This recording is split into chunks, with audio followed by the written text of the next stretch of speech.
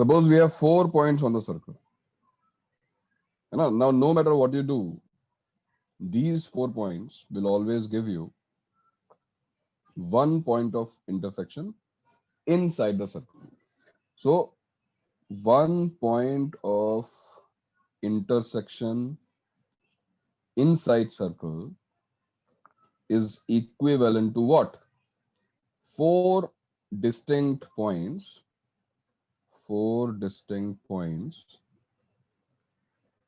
on circumference. चीजों को देखने का पर्सपेक्टिव थोड़ा चेंज हो जाएगा और अपने आप चीजें देखो ना, हम कॉर्ड्स तक गए ही नहीं, हम कॉर्ड्स को काउंट ही नहीं कर रहे हैं, हम ये कर रहे हैं कि ये जो एक पॉइंट हमको चाहिए वो एक पॉइंट हमें कब मिलेगा, जब हम 4 पॉइंट्स लेके आएंगे सर्कमफरेंस पे, 1 2 3 and 4.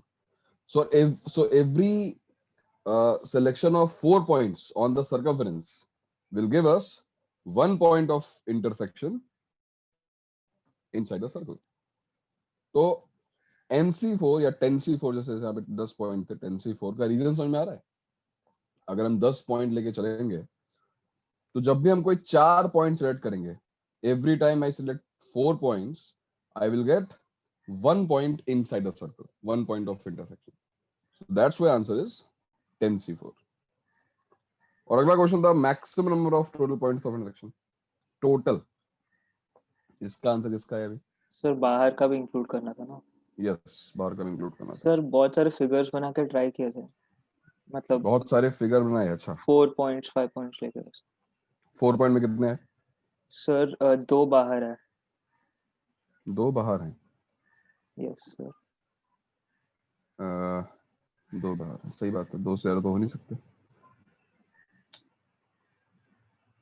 तो अगर मैं इसको बना दूं, इधर से बना दूं, तो 2 यहाँ हो सकते हैं, ऐसे 2 यहाँ हो सकते हैं. सही बात है.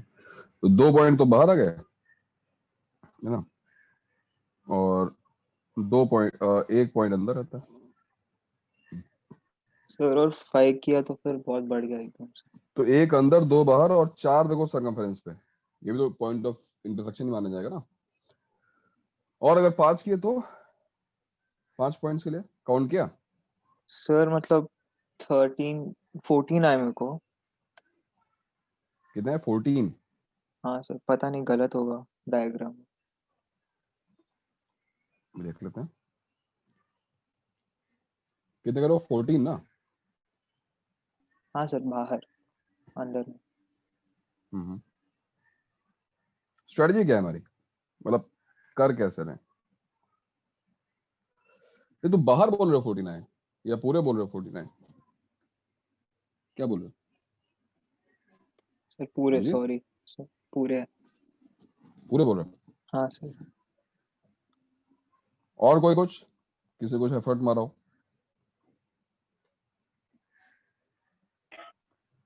सर फर्स्ट वाला किया लेकिन पता नहीं सही है गलत. सर ये तभी होगा ना जब डायगोनल और एक साइड हाँ, बाहर इंटरसेक्ट करेंगे. डायगोनल और साइड, कोई भी साइड. हाँ, मतलब एक्सटेंड करना पड़ेगा, एक्सटेंड करना पड़ेगा हमको, है ना. डायग्राम देखो ऐसा बनाना पड़ेगा कि कोई साइड पैरेलल ना हो, इंटरसेक्शन को डेफिनेटली मिले, है ना. जबरदस्ती करा दो घुमा के इंटरसेक्शन, ऐसा है और क्या. मतलब डायग्राम कोई बहुत स्पेशल बनाने की जरूरत नहीं है. अब ये एग्जांपल शायद हमने कल लिया था और उसमें अंदर वाले पॉइंट्स तो बहुत आसानी से काउंट हो जाएंगे. 1 2 3 4 और 5, ये 5 पॉइंट्स हैं. बट बाहर कितने पॉइंट्स आने वाले हैं ये काउंटिंग अभी बाकी है. अब जैसे मान लो मैंने ये एक कॉर्ड बनाई है वाली, इसको मैंने एक्सटेंड किया, तो पॉसिबिलिटी क्या क्या है, कौन सी कॉर्ड्स हैं जो इसको बाहर जाके कट कर सकती हैं. चलो नेमिंग कर देते हैं. मैंने 1 2 को एक्सटेंड किया है और क्वेश्चन पूछा है कि कौन सी कॉर्ड्स हैं पॉसिबल जो उसको बाहर जाके 3 कट 4 कर को सकती एक्सटेंड करेंगे 4 से 3 के डायरेक्शन. एक 4 5. मैंने 3 4 को एक्सटेंड किया, ये हमारा पहला पॉइंट बाहर आ गया. 3 4 है ना. अब जरा कंसीडर करो जिससे काउंटिंग मिस्टेक ना हो, तुमने 1 2 लिया है, तुमने 3 4 लिया है, तो 1 2 3 4 से ही 1 2 3 4 से ही क्या कोई और बाहर का पॉइंट आ सकता है? देखो अगर मैंने 2 3 को एक्सटेंड किया और 1 4 को एक्सटेंड किया तो भी बाहर एक पॉइंट आ सकता है कि नहीं? पैरेलल ना हो इस तरह का हमने कंस्ट्रक्शन किया है तो ये पॉइंट भी देखो बाहर आ सकता है। ये 1 2 3 4 हो गया। और 1 2 के साथ और कौन हो सकता है? 1 2 के साथ देखो 3 5 हो सकता है। 1 2 के साथ 3 5 हो सकता है। अगर मैं 3 5 को एक्सटेंड करूं तो भी हमको एक पॉइंट यहाँ मिल सकता है। और 1 2 3 5 के साथ अगर एक और पॉइंट निकालें, 2 3 को एक्सटेंड कर दें और 1 5 को एक्सटेंड कर दें तो देखो एक पॉइंट और मिल सकता है। ठीक है ना? और कौन हो सकता है 1 2 के साथ? 1 2 के साथ अब 4 5 हो सकता है। यस 4 5 को एक्सटेंड कर दिया। और इधर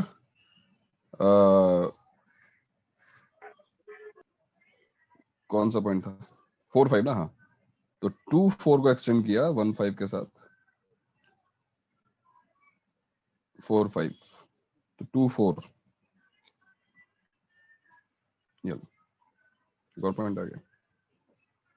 और तो 1 2 के सारे हो गए भाई। 1 2 के साथ 3 4 हो गया, 3 5 हो गया, 4 5 हो गया। इससे ज्यादा तो हो नहीं सकते। अब 1 2 को छोड़ो, 1 3 पे आओ। सर 2 3 का एक्सटेंशन और 5 4 का भी एक्सटेंशन भी तो पॉइंट होगा। 2 3 और 5 4 5 नहीं तो उस पे भी आई नहीं ना। अभी हम केवल 1 2 के लिए काउंट कर रहे थे। Okay sir. अब हम 2 3 पे आते हैं। बट अगर हम अब तुम कह रहे हो बनाने के लिए इसलिए मैं बना रहा हूँ। चलो ठीक है, चलो 2 3 4 5 का एक पॉइंट ये हो गया।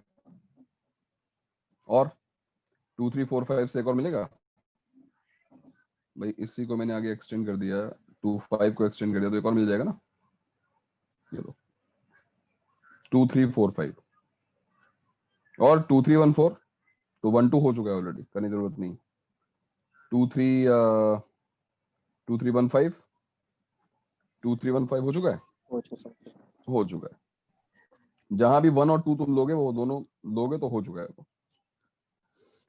और क्या बचता है भाई बताओ? व्हाट अबाउट 2 3 4 5 वाले सारे हो गए ना? 2 3 4 5 1 को छोड़, अगर 1 को निकाल दें और 1 3 4 एंड 5 5 4 हाँ 1 3 4 5 नहीं हुआ है तो अगर मैं 1 3 को एक्सटेंड करूं तो एक पॉइंट और आ गया। और अगर 1 5 और 3 4 को एक्सटेंड किया तो आगे जाके ये भी कहीं मीट कर सकते हैं। ये देखो बेसिकली ये करना बेकार है। मतलब एक अप्रोच होती है ना कि चलो काउंट करके देख लेते हैं, पैटर्न बना लेते हैं। बट यहाँ पर तो दिख ही रहा होगा कि अगर हम इस तरीके से कंटिन्यू करेंगे 5 पॉइंट्स में ही हालत खराब हो गई है। अगर 5 की जगह 6 पॉइंट्स हो तो पता नहीं क्या होता है। अब हिंट ये है कि जो पिछली अप्रोच थी, यानी जो फर्स्ट पार्ट, जिस तरीके से हमने फर्स्ट पार्ट को सॉल्व किया है, क्या उसी तरीके से सेकंड पार्ट को सॉल्व कर सकते हो? सोच के देखो। जब तुमने 1 2 और सपोज 4 और 5 लिया, कितने पॉइंट्स बाहर मिले? जब तुमने 1 2 4 5 लिया तो कितने पॉइंट्स बाहर मिले? सर 2 मिले बाहर। 1 2 दो ही पॉइंट्स बाहर मिले। 1 2 4 5 के लिए 2 पॉइंट्स बाहर मिले। क्यों 2 पॉइंट बाहर मिले? Because every time you take 4 points on the circumference, जब भी तुम 4 पॉइंट्स लोगे सर्कमफेरेंस पे तो तुम्हें 2 पॉइंट्स ऑफ इंटरसेक्शन बाहर मिल सकते हैं मैक्सिमम। इससे ज्यादा नहीं मिल सकते हैं। मिल सकते हैं क्या? बताओ ना। अगर मैं 4 पॉइंट सर्कल पे लूं तो मुझे 2 पॉइंट से ज्यादा पॉइंट्स बाहर नहीं मिल सकते। Yes sir. तो क्या होगा 5 के लिए answer? Can you tell me 5 के लिए आंसर क्या होना चाहिए? If I choose 4 out of 5, 4 point select करूंगा 5 में से कोई भी 4, so selection of 4 points will give me 2 points outside. और अगर तुम देखो हमारी जो हम काउंटिंग करने की कोशिश कर रहे थे बहुत मेहनत से, और वो काउंटिंग हमें कहाँ ले गई, कहाँ तक गई थी जे तक, आई तक पहुंचे थे ना हम, कहाँ तक पहुंचे थे, आई जे, मतलब जो भी है 10 पॉइंट्स आ जाएंगे अगर हम ढंग से काउंट करेंगे, 10 पॉइंट्स आएंगे हमारे पास। बिकॉज तुम अगर ध्यान से देखो, मैं जिस तरीके से कंस्ट्रक्शन कर रहा था उसका भी तरीका वही था कि जब भी मैं 4 पॉइंट सेलेक्ट कर रहा हूँ मुझे बाहर 2 पॉइंट्स मिल रहे हैं, है ना। अब इसमें बहुत सारे और क्वेश्चंस बन सकते हैं, एक ही कॉर्ड पे कितने सारे पॉइंट्स होंगे, ऐसे बहुत सारे क्वेश्चन बन सकते हैं। बट फिलहाल यहाँ पे 5c4 इंटू 2 पॉइंट्स बाहर होंगे मैक्सिमम, और 5c4 पॉइंट्स अंदर होंगे। तो टोटल पॉइंट्स जो हुए, टोटल पॉइंट्स ऑफ इंटरसेक्शन कितने हुए, अगर हम 5 की बात करें तो 3 into 5 5c4 plus 5c4 into 2 plus 5, क्योंकि 5 पॉइंट सर्कल पे भी तो है, वो भी तो points of intersection he count होंगे ना। तो 10 के लिए आंसर क्या होगा, क्या होगा सेकंड पार्ट का आंसर, आंसर होगा 10c4 10c4 into 3 plus 2 into 10c4, हाँ, प्लस प्लस वो 10 पॉइंट्स जो सर्कमफेरेंस पे लाएगा। हाँ, उन 10 को भी हम काउंट करेंगे। तो ये आएगा तुम्हारा फाइनल आंसर। मैक्सिमम इतने पॉइंट्स ऑफ इंटरसेक्शन हो सकते हैं। मैक्सिमम का मतलब ये है कि हम अज्यूम कर रहे हैं कोई 2 कॉर्ड्स पैरेलल नहीं हुई है, कोई 3 कॉर्ड्स कॉन्करेंट नहीं है, तब ये होगा। अब बताओ तुम्हारा डाउट क्या था, सर तुम मुझे कर दो बुकलेट। +10 वाला नहीं समझा। सर +10 वाला नहीं समझा।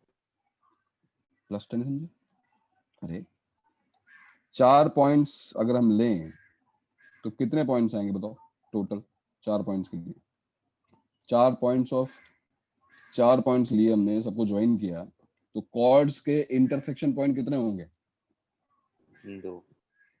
सर वेटिंग रूम में पे 2 बाहर होंगे ना, हाँ एक सर। अंदर होएगा, एक अंदर होगा।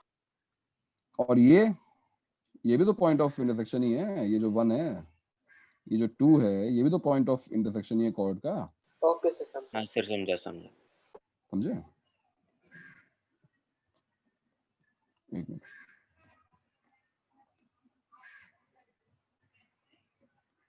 कौन है वेटिंग रूम में, कोई तो नहीं है।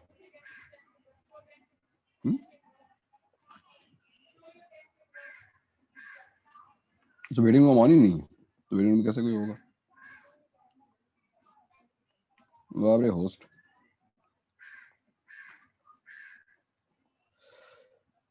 क्वेश्चन क्या था तुम्हारा, जो डाउट था। Hello sir. बताओ ना क्या डाउट है। हाँ हाँ सर, क्वेश्चन ये है कि given 11 points of which 5 lie on one circle, other than these 5 no 4 lie on one circle, then the 5 maximum number lie of on a circle, other than these 5 no 4 no lie on one circle. no 4, sorry, नहीं, no 4, 4 हाँ. no 4 of remaining lie on same one circle. circle. Then the maximum number of circles that can be drawn Maximum so that number of each circles. so that each अब ये contains at question least 3 points. each contains at least 3, तो ये question बिल्कुल वही होगा जो हमने solve किया था, मतलब कल। अब तुम्हें कौन सी बात समझ नहीं आई, अगर 11 पॉइंट्स हैं और अब मैं बात करूं मैक्सिमम कितने सर्कल निकल सकते हैं 11 पॉइंट से, तो answer is 11c3। Why 11c3? Because every time I select 3 points, तो इन 3 पॉइंट से एक यूनिक सर्कल पास हो सकता है। कंडीशन ये है कि जो 3 पॉइंट्स हैं वो नॉन कोलिनियर होने चाहिए, तो उसने मैक्सिमम बोला है ना, तो मैं तो मान लेंगे कि वो कोलिनियर नहीं है। तो 11c3 हमारा आंसर हो सकता था अगर उसने ये ना बोला होता, क्या कि 5 of them are lying on the same circle. तो 11c3 हमारा करेक्ट आंसर क्यों नहीं है, 11c3 इसलिए 11 के 11 नहीं लिख सकते ना हम। क्या सर अगर 5 एक सर्कल पे तो हम सारे 11 का नहीं कंसीडर कर सकते ना। क्या कह रहे हो,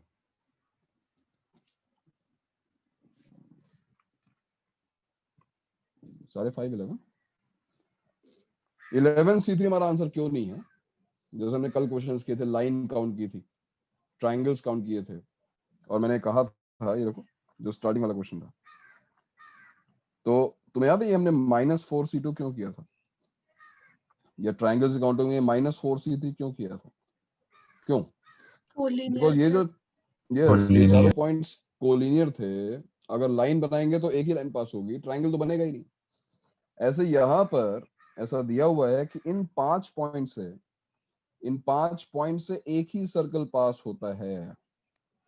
5 पॉइंट्स ऐसे हैं जो एक ही सर्कल पर लाई करते हैं। सर तो 11c3 - 5c3 + 1 होगा क्या? बिल्कुल, और क्या हो सकता है? ये 5 पॉइंट एक ही सर्कल पे हैं, बाकी के 6 पॉइंट्स इस तरीके से हैं कि कोई भी 3 कोलिनियर नहीं है, और कोई भी 3 कोलिनियर ना हो, और हर 3 से एक यूनिक सर्कल पास होता हो, मतलब कोई भी 4 जो एक सर्कल लाई नहीं करते। So every time you select 3 points, मैंने ये मान लो एक पॉइंट सेलेक्ट किया 1, ये एक पॉइंट सेलेक्ट किया, ये एक पॉइंट सेलेक्ट किया, तो इनसे डेफिनेटली एक नया सर्कल पास हो जाएगा, है कि नहीं?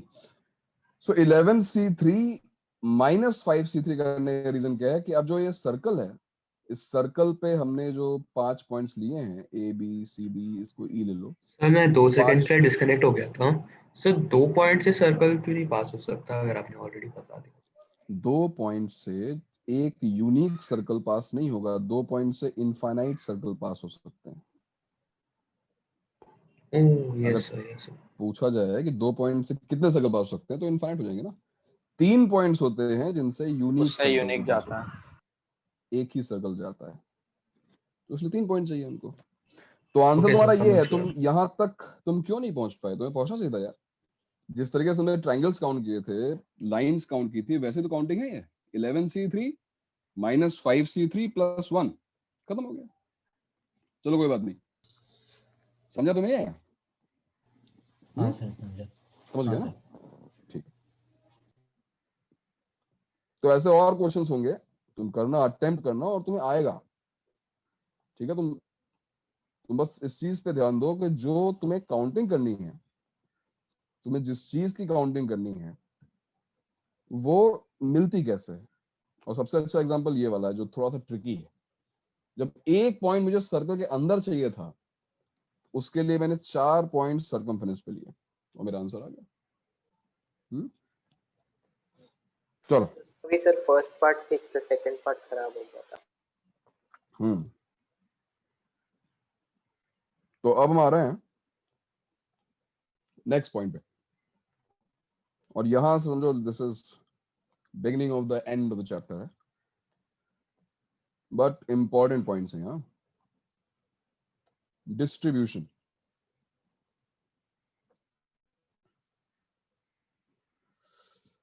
Now we are into distribution, है ना? अब हम कुछ ऑब्जेक्ट्स हमारे हाथ में हैं, हमारे हाथ में कुछ चॉकलेट्स हैं, लड्डू हैं, मिठाइयाँ हैं, कुछ भी हो सकता है, थप्पड़ है, और हमें कुछ जो है कुछ लोगों ने डिस्ट्रीब्यूट कर तो आप आ गया। थप्पड़ का नाम सुनते ही आ गया। हाँ अरे सर, वो जो मतलब मैं पूछा था कि ये वाला पार्ट ऊपर वाले पार्ट से रिलेटेड है क्या? नहीं, क्यों? ऊपर वाले पार्ट में क्या दिक्कत है भैया? नहीं सर। सर ग्रुपिंग और डिस्ट्रीब्यूशन तो हो चुका था हाँ ना? सर, वो तो हो पढ़ चुका, चुके हो हैं ना। चुका। करेक्ट। ग्रुपिंग एंड डिस्ट्रीब्यूशन पढ़ चुके हैं, बट उसी का थोड़ा सा एक एक्सटेंशन है। कैसे है मैं भी दिखाता तो हूँ। मतलब एडवांस पार्ट क्या? हाँ, एडवांस भी कवर होगा, मेन भी कवर होगा। कुछ पॉइंट्स हैं जो वो एक कंप्लीट कवरेज नहीं थी। ग्रुपिंग एंड डिस्ट्रीब्यूशन बीच में पढ़ाने का रीजन ये था कि वो सिलेक्शन पे ही बेस्ड था, ये भी सिलेक्शन पे बेस्ड है, लेकिन यहाँ से हम और मतलब तुम देखोगे अभी तक जो हमने डिस्ट्रीब्यूशन से ग्रुपिंग की है वो केवल डिस्टिंक्ट ऑब्जेक्ट से की है। अब डिस्टिंक्ट से हम आइडेंटिकल पे भी आएंगे, तो जहां वहां पे हमने इसकी बात नहीं की थी। आइडेंटिकल की बात हमने की, लेकिन फिर हमने नन, वन और मोर की बात कर ली। तो कुछ अगर तुम्हें याद हो, कुछ क्वेश्चंस ऐसे थे जो मैंने असाइनमेंट दिया था वो तुम नहीं कर पा रहे थे। इस पॉइंट के बाद तुम वो क्वेश्चंस भी कर पाओगे, लेकिन अभी उसमें टाइम है। तो तुम उत्कर्ष ये क्यों पूछ सर रहे वो हो कि पिछले DPP4 वाले पॉइंट से? DPP4 नहीं है। डाउट है ऊपर वाले पार्ट में, इसलिए वो रिकॉर्डिंग हाँ, के 2 कहाँ डाउट? रिकॉर्डिंग। कहाँ डाउट है वाले पार्ट में बताओ? सर कहाँ है? सर एक्चुअली तो कैसे बोलूं, मतलब थोड़ा मेरा सर्कुलर परम्यूटेशन जो स्टार्टिंग वाले रिकॉर्डिंग्स थे मेरा थोड़ा खराब ये हो। सर्कुलर परम्यूटेशन नहीं है, हाँ सर, ये these तो are ज्योमेट्री वाला है सर, सर्कुलर मैंने geometry देख लिया related problems. बट इसका थोड़ा सा डाउट है सर, वो मैं देख लूंगा, रिकॉर्डिंग देख के समझ आ जाएगा बट डाउट क्या है तो बता। सर। क्वेश्चंस में थोड़ा थोड़ा है। अरे मैं तेरे सामने ये स्क्रॉल कर रहा हूँ, मुझे बता ना किस क्वेश्चन में कहाँ पे डाउट है। सर रेक्टेंगल वाला जो है ना उसमें भी डाउट है रेक्टेंगल वाला क्या डाउट है इसमें, बताओ। सर। ये जो स्क्वायर वाला था वो समझ आ गया सर। स्क्वायर तो उसमें था ही नहीं। सर ये जो फर्स्ट वाला बोर्ड में मतलब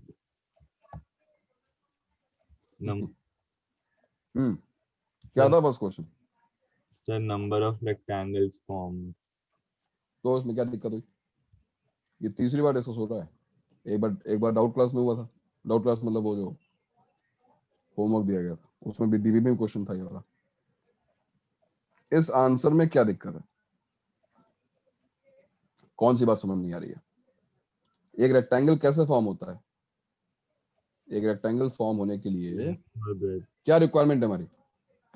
2 हॉरिजॉन्टल लाइंस और 2 वर्टिकल लाइंस, ये तो चाहिए। हाँ sir.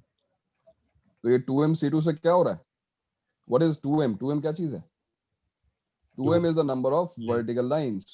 1 line, 2 line, 3 line, so on to 2m lines. तो 2m वर्टिकल लाइंस में से हम 2 लाइन चूज कर रहे हैं भाई। कोई भी 2 लाइन चूज कर लो है। हाँ हाँ इन हाँ 2m ठीक है, अब समझो। और n हॉरिजॉन्टल लाइंस है, number of horizontal lines 2n horizontal lines है। 2n उसमें से दो। हाँ सर वही बोला, उसमें से 2 लाइन सिलेक्ट कर रहे हैं। ठीक है सर। तो ये बात कल नहीं पूछ पा रहा था जब नहीं समझ में आ रहा तो है? जब ये अरे बात सर कल मैं डिस्कस हो रही थी तो कल किचन रहा होगा, बिस्किट खा रहा होगा, है ना? कुंफू जी पांडा। सर आप पूछो लेक्चर में कभी भी मेरा नाम लो, मैं आंसर करूंगा, मतलब ले चुका हूँ बोलूंगा। नाम। हाँ ले चुका हूँ और सुन भी चुका हूँ। अरे तो मैं एक किचन में था। अरे सर एक बार सॉरी सर, वापस नहीं होगा। खैर, वो बात नहीं है, होता रहे। अरे मैं कह रहा हूँ लेकिन जब ये तुझे समझ में नहीं आ रहा था तो उस टाइम पूछा क्यों नहीं?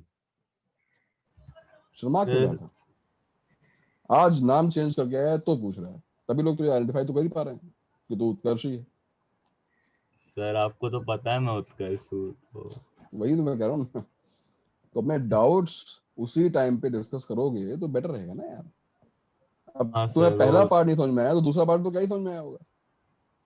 सर वो एक्चुअली ऐसा एक्सक्यूज नहीं देना चाहता, बट थोड़ा कनेक्शन एरर होता है तो फिर ऐसे नर्वस हो जाता हूँ पूछने में कि फिर मतलब बोल क्या बोलूंगा ऐसे, इसीलिए क्या सर बोलेगा यार? आगे से पूछ पक्का।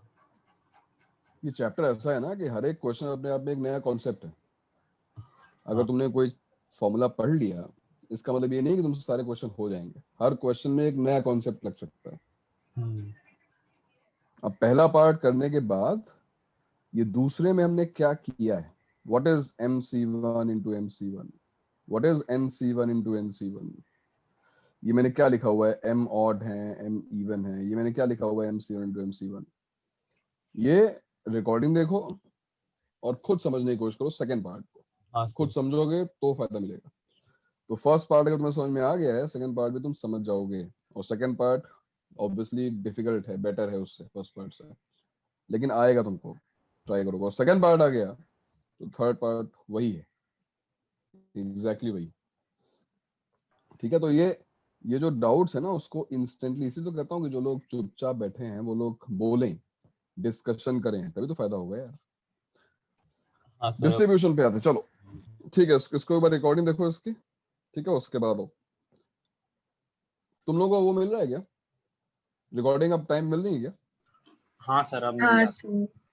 लिंक आ रहा है ग्रुप पे? सर यूट्यूब पे अपलोड हो जाता है।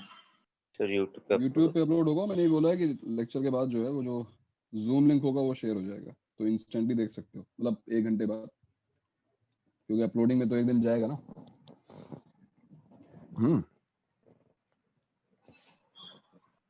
चलो, डिस्ट्रीब्यूशन। डिस्ट्रीब्यूशन में पहला पॉइंट है डिस्टिंक्ट टू डिस्टिंक्ट,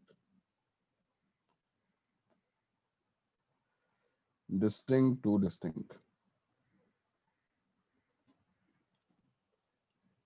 Assuming, मैं एग्जाम्पल से स्टार्ट कर रहा हूं, ठीक है? सीधा question, in how many ways 5 distinct balls, ये डिस्टिंक्ट वर्ड अंडरलाइंड है, इस बात पे ध्यान रखना कि मैं बता रहा हूं कि डिस्टिंक्ट हैं, नहीं बताऊंगा डिस्टिंक्ट नहीं है, आइडेंटिकल है, तो सब कुछ चेंज हो जाएगा। Can be distributed among 3 distinct, again distinct bags.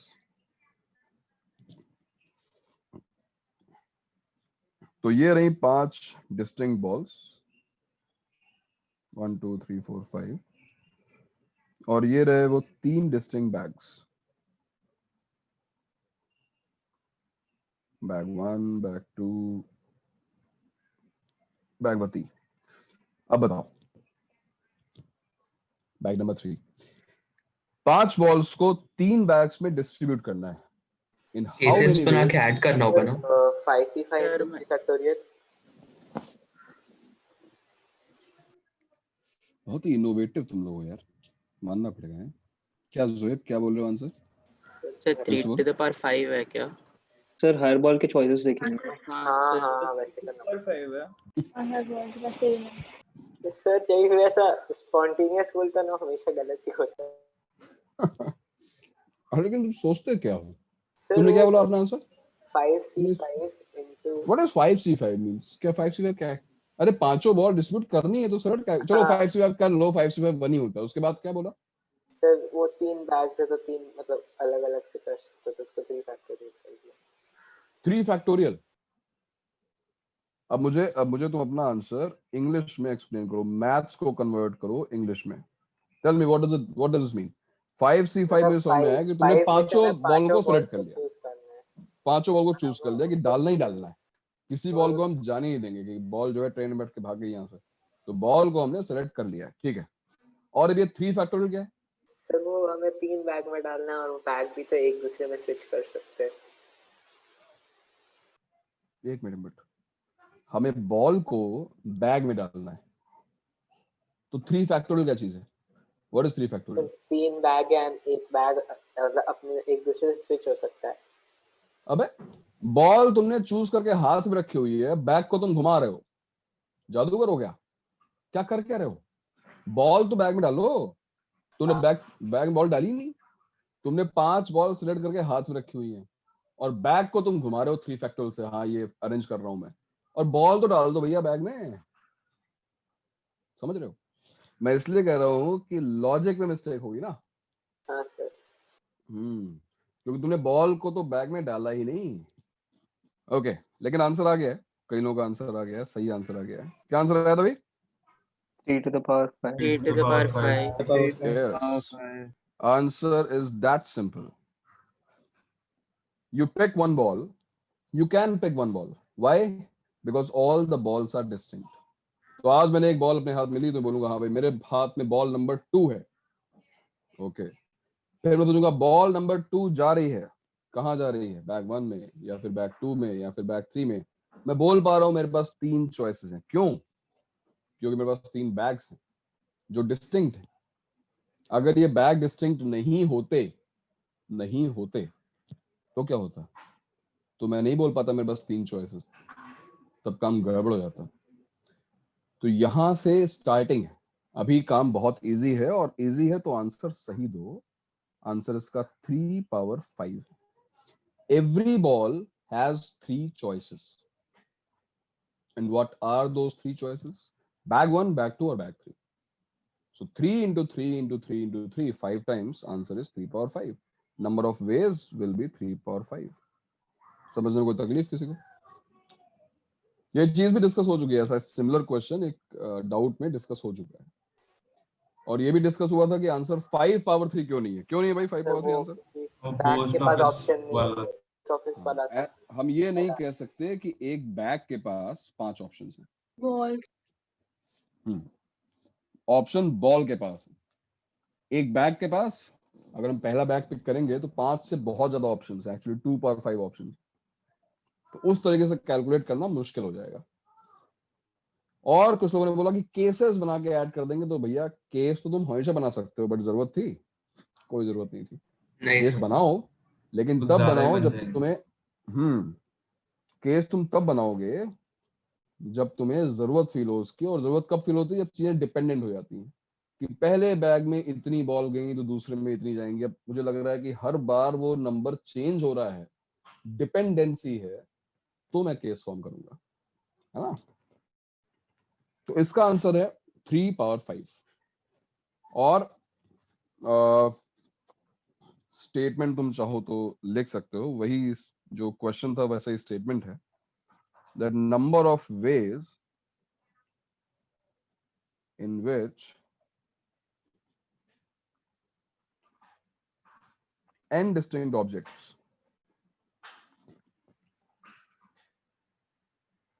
can be distributed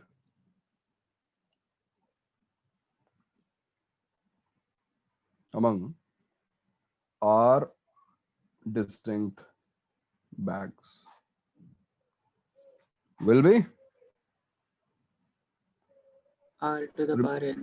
yes, we have choices for objects which are to be distributed. So objects के पास choices जो distribute हो रहे हैं। और बहुत ही इंपॉर्टेंट है ये कंसिडर करना कि यहाँ पर डिस्टिंक्ट वर्ड यूज हुआ है कि नहीं हुआ है। So every object has r choices. Answer is definitely r to the power n. r power n इसलिए भी सही है बिकॉज कोई कंडीशन यहाँ पे लगी नहीं है ना। फंक्शंस तुमने पढ़ा है क्या? क्या तुमने फंक्शंस पढ़ा है चैप्टर स्कूल में? Yes sir. पढ़ा है ना? तो अगर अब आई डोंट नो कितने लोग कॉम्प्रिहेंड कर पाएंगे, जिन्होंने फंक्शंस ठीक से पढ़ा है उनको ही समझ में आएगा ये स्टेटमेंट जो अगला मैं दे रहा हूं। अदरवाइज तुम वेट करो फंक्शंस चैप्टर स्टार्ट होने का, क्योंकि एक बार फंक्शन चैप्टर स्टार्ट हो गया तब तुम्हें ये चीज समझ में आएगी जो मैं लिखने जा रहा हूँ। जिन लोगों को फंक्शंस की केवल डेफिनेशन पता है वो लोग समझ जाएंगे। Number of functions, distinct functions that can be formed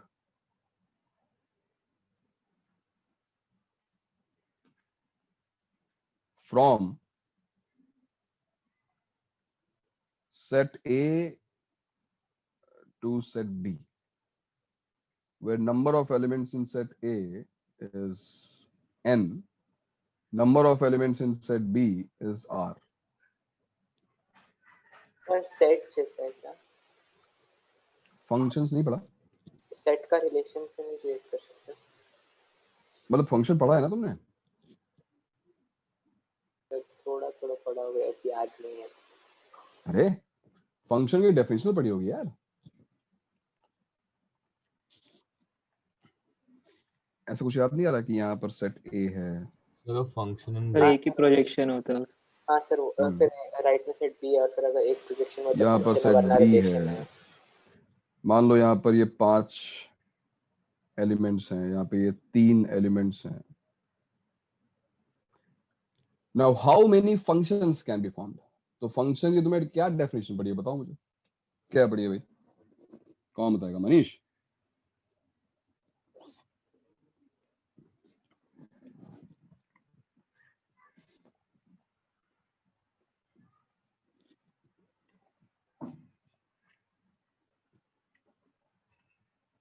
बताओ।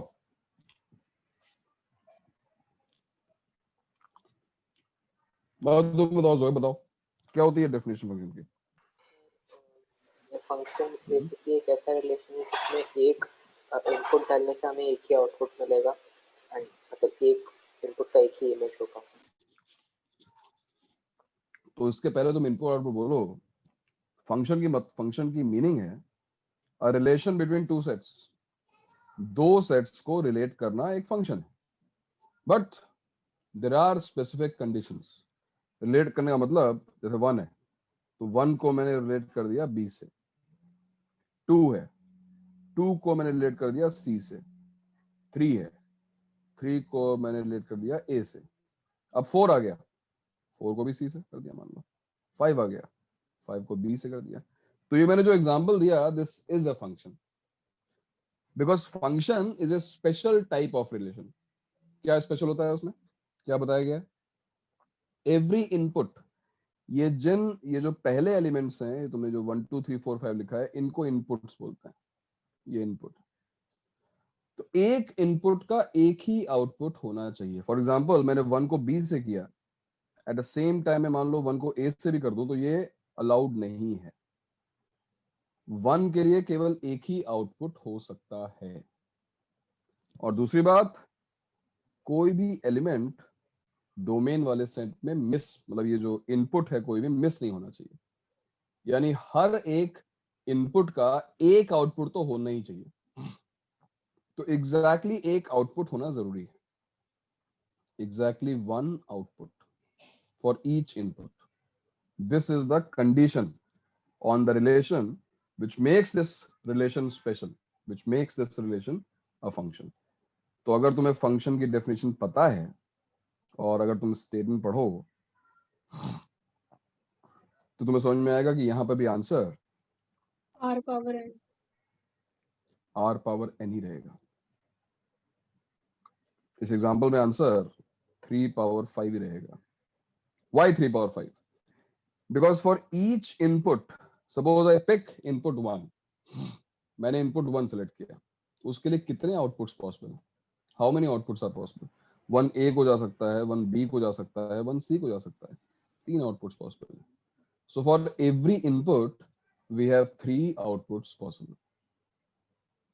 That's why answer is 3 power 5। 3 into 3 into 3 into 3, 5 times 3 power 5। खत्म हो गया।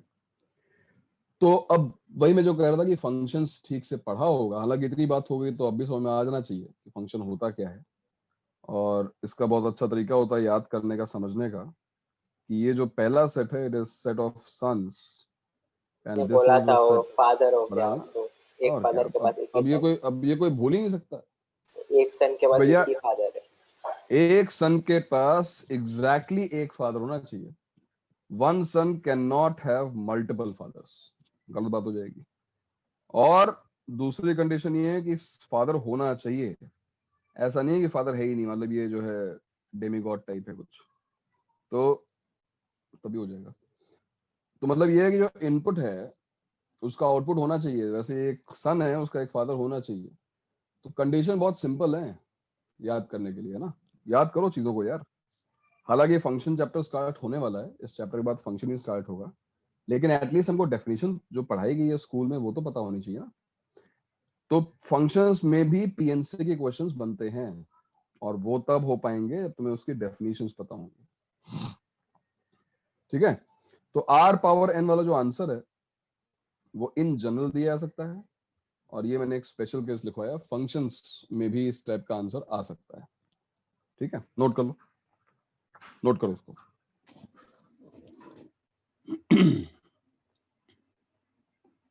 तो लोग कॉलेज वाले लेक्चर बंक करते हो लोग, हैं ठीक से पढ़ते नहीं हो क्यों?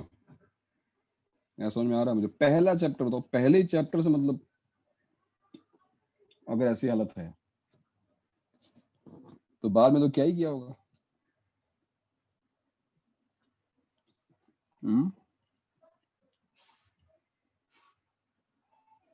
अभी कॉलेज में कहाँ पहुंचे हैं, किस चैप्टर पे हैं मैथ्स में? सर लिमिट्स चल रहा है। लिमिट्स। अच्छा लिमिट्स चल रहा है, तो अच्छी बात है यार। तो कॉलेज का एडवांटेज लो यार। कॉलेज में अगर तुमने वो चैप्टर एनसीईआरटी बुक से खत्म कर दिया, कवर कर लिया है, तो यहाँ पे तो बहुत जल्दी समझ जाओगे, क्योंकि वैसे भी हम स्क्रैच से स्टार्ट करते हैं। ऐसा मानते नहीं कि तुमने कॉलेज में कुछ पढ़ा है, लेकिन एक्चुअली तुम दूसरी बार पढ़ रहे होते हो, सेकंड टाइम। तो उसका एडवांटेज लो, एटलीस्ट बेसिक पॉइंट्स का। बेसिक पॉइंट तो हमको समझ में आ जाएंगे ना दोबारा।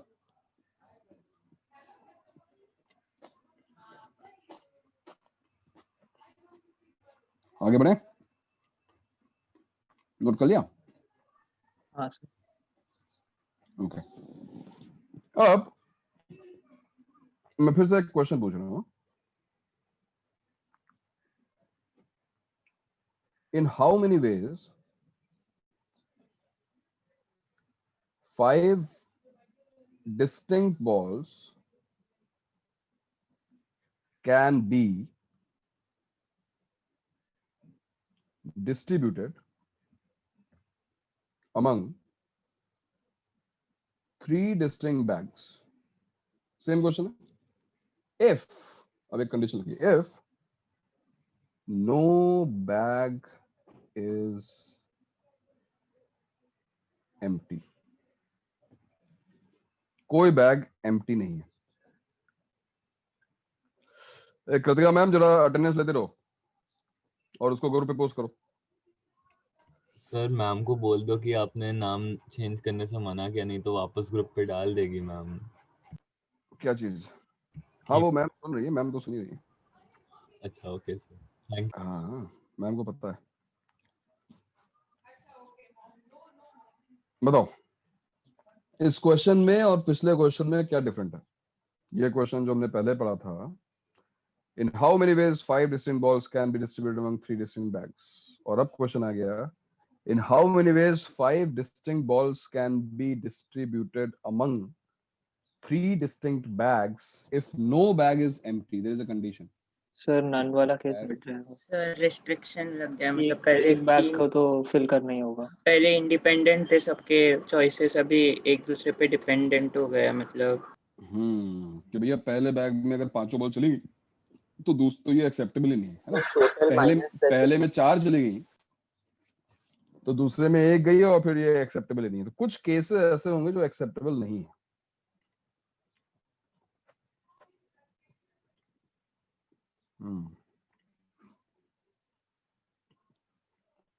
Sir 5C3 into 6. मैंने जैसे बोला अटेंडेंस, तो ये लोग वापस आ भाई गए. सर तो लोग मैसेज कर देते हो क्या? आसपास वाले दोस्त बना रखे हैं कि जैसे अटेंडेंस की बात हो मुझे बता देना.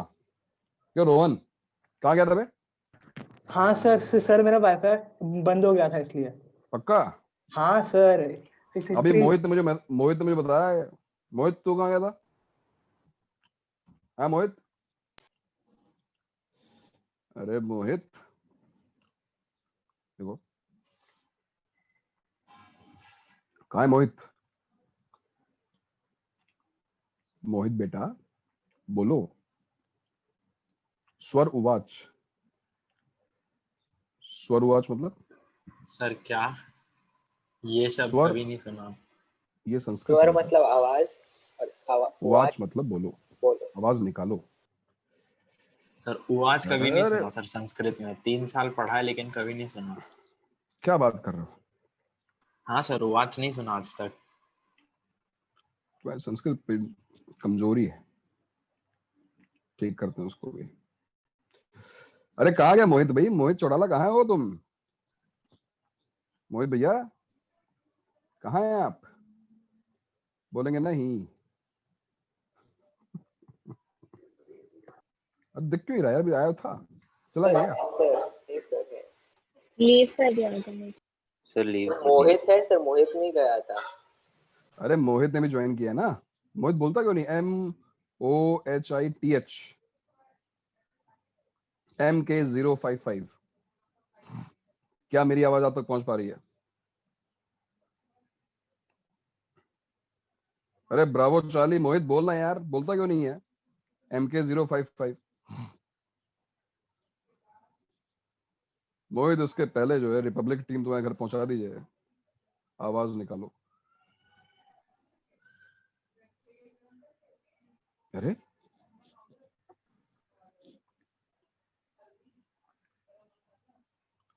टू ऑडेशियस इस तरीके का मतलब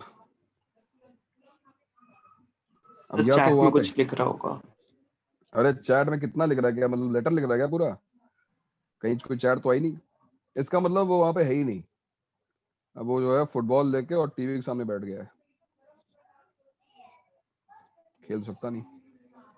फुटबॉल लेके टीवी के सामने बैठ के क्या करेंगे? ऐसे फील लेने के लिए मैच देख रहा होगा लेकिन, या फिर थोड़ा दुखी होगा बारसा की हालत देख के आए। मोहित, इन नेक्स्ट 10 सर वो सेकेंड। तो जमाने से हाल है सर। नहीं अब जमाने से क्या हाल है, जमाने में एक टाइम था कि बारसा से मैच पड़ता है, लोग डर रहे थे। सर लेकिन अभी हमारे वो मैच लोग तो बढ़ मेसी जाए। का पोटेंशियल को वेस्ट सर कर साल भर हो 2-3 साल से सर सिर्फ डिसअपॉइंटमेंट ही मिल रहा है। हाँ तो तुम्हारे लिए 2-3 साल बड़ा टाइम होता है ना, हमारे तो अभी रिसेंट हुआ ना। रजत तो फेक फैन है। फेक फैन ये क्या होता है? सर मोहित मुझे भाई तेरा टाइम निकल यूनाइटेड गया। भी पसंद है, साथ में तो बोल रहे हैं। मोहित तेरा टाइम निकल गया भैया, अब तेरा टाइम आएगा जब तू मुझे कॉल करेगा। अभी तेरा टाइम नहीं आया, ठीक है? तेरा टाइम आएगा। चलो बाय बाय मोहित, बाय। चलो तो क्या था सर? मोहित का टाइम निकल गया, अभी मोहित को रिस्पॉन्ड करना था, मोहित ने रिस्पॉन्ड नहीं किया, और क्या। तो ये जो क्वेश्चन था इसका आंसर क्या होगा? चलो तुम लोग तब तक, जब तक हमने टाइम पास किया, कुछ लोगों ने शायद आंसर निकालने की कोशिश की होगी। कुछ जो बच्चे जो हैं सिंसियर टाइप के हैं इस बैच में, कुछ तो हैं ही। तो उनका आंसर क्या है? क्या है आपका उत्तर?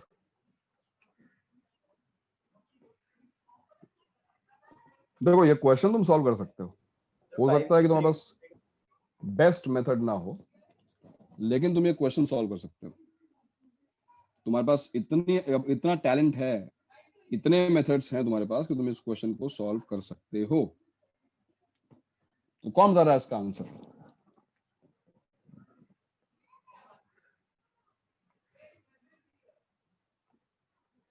कहीं से 5C3 वाली आवाज आई थी। हाँ सर 5C3 into 6। एक्सप्लेन करो, मैथ्स को इंग्लिश में कन्वर्ट करो। 5C3 into 6 क्या किया तुमने? सर 5 में से 3 तो जाएंगे ही बैग्स में, क्योंकि एक तो चाहिए ही हर एक बैग में एटलीस्ट। फिर 2 तो बॉल तुमने बचेंगे 5 में से 3 बॉल्स को सिलेक्ट कर लिया और हाँ एक एक करके सारे बैग्स में डाल दिया, एक बैग में, एक बैग में, एक बैग में। तो 3 into 2 into 1, 3 फैक्टर ने 6 से मल्टीप्लाई कर दिया। यही कह रहे हो ना? यही कह रहे हाँ हो? सर हाँ। और इसके और बाद फिर वापस एक 2 बॉल बचेंगे, फिर उनके पास 3 चॉइसेस होंगे, तो 3 into 3 मल्टीप्लाइड बाय 3 स्क्वायर, हाँ ठीक है ना? कैलकुलेट करें। 5C3 into 3 factorial into 3 square. 5C3 होता है 10, 3 फैक्टर होता है 6, 60 into 9, आंसर आ गया 540। बट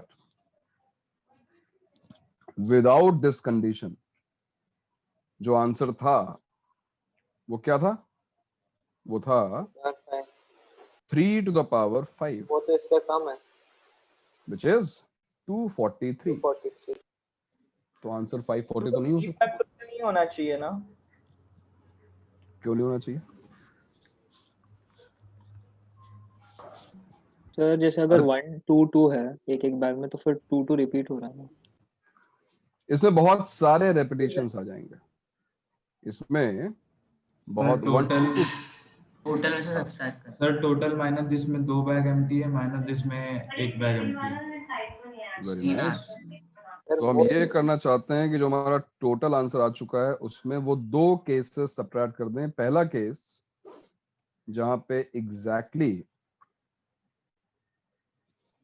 1 बैग इज एम्प्टी, और दूसरा वो केस जिसमें एग्जैक्टली 2 bags are empty। चलो तुम्हारी थियरी तो बहुत अच्छी है, इससे आंसर तक आना चाहिए, हमको पहुंचना चाहिए, लेकिन हम करेंगे कैसे ये बताओ। Sir 3 to the power 5 minus 3 power 5 तुमको पता है टोटल हो गया, ठीक है। 1 बैग एम्प्टी, तो 2 ही ऑप्शन बचे, तो 2 ही बैग कंसीडर करेंगे। तो minus 2 to the 2 to the power 5। Explain 2 power 5। एक बॉल 2 ही जगह जा सकता है। दो ही चॉइस है सर। तो एक कौन सा बैग एम्प्टी है ये तो बताओ। 3 into 2 to the तुम्हारा power बैग 5. एम्प्टी है कि उत्कर्ष का बैग एम्प्टी है, किसका बैग एम्प्टी है? 3C1 multiply. हाँ 3C1 हाँ तो मल्टीप्लाई करना पड़ेगा ना भाई। अगर हम मल्टीप्लाई नहीं करेंगे तो हम कैसे बोलेंगे कौन सा बैग एम्प्टी है? 3 बैग्स है हमारे पास, वी हैव दीज 3 बैग्स, और तुम बोल रहे हो एक बैग तुम एम्प्टी रखना चाहते हो। ठीक है, एक बैग एम्प्टी रख लो, B1 एम्प्टी है। तो ये तो एक केस हुआ ना। मान लो B2 एम्प्टी है, मान लो B3 एम्प्टी है, तो इसलिए 3C1 से मल्टीप्लाई करना पड़ेगा। ओके, हो गया भाई। और -3C2 3C2 का मतलब 2 बैग हम सेलेक्ट कर रहे हैं जो एम्प्टी रहेंगे, इनटू 1 to the power 5। मतलब सबके पास अब एक ही चॉइस है ना, सब सारे एक बैग में चले गए। क्यों भाई, यही कह रहे हो ना? हाँ सर। हाँ, and this is also sir ये थोड़ा अजीब रॉन्ग। नहीं है? ये भी आंसर रॉन्ग है, हालांकि बहुत क्लोज है करेक्ट होने के। अबे कौन है भाई, दिवाली तेरे फुलझड़ियां छूट सर रही, कोई कौन नहीं अगर पता? कोई एम्प्टी बैग नहीं रहेगा तो एक तीनों मिनट में रुको,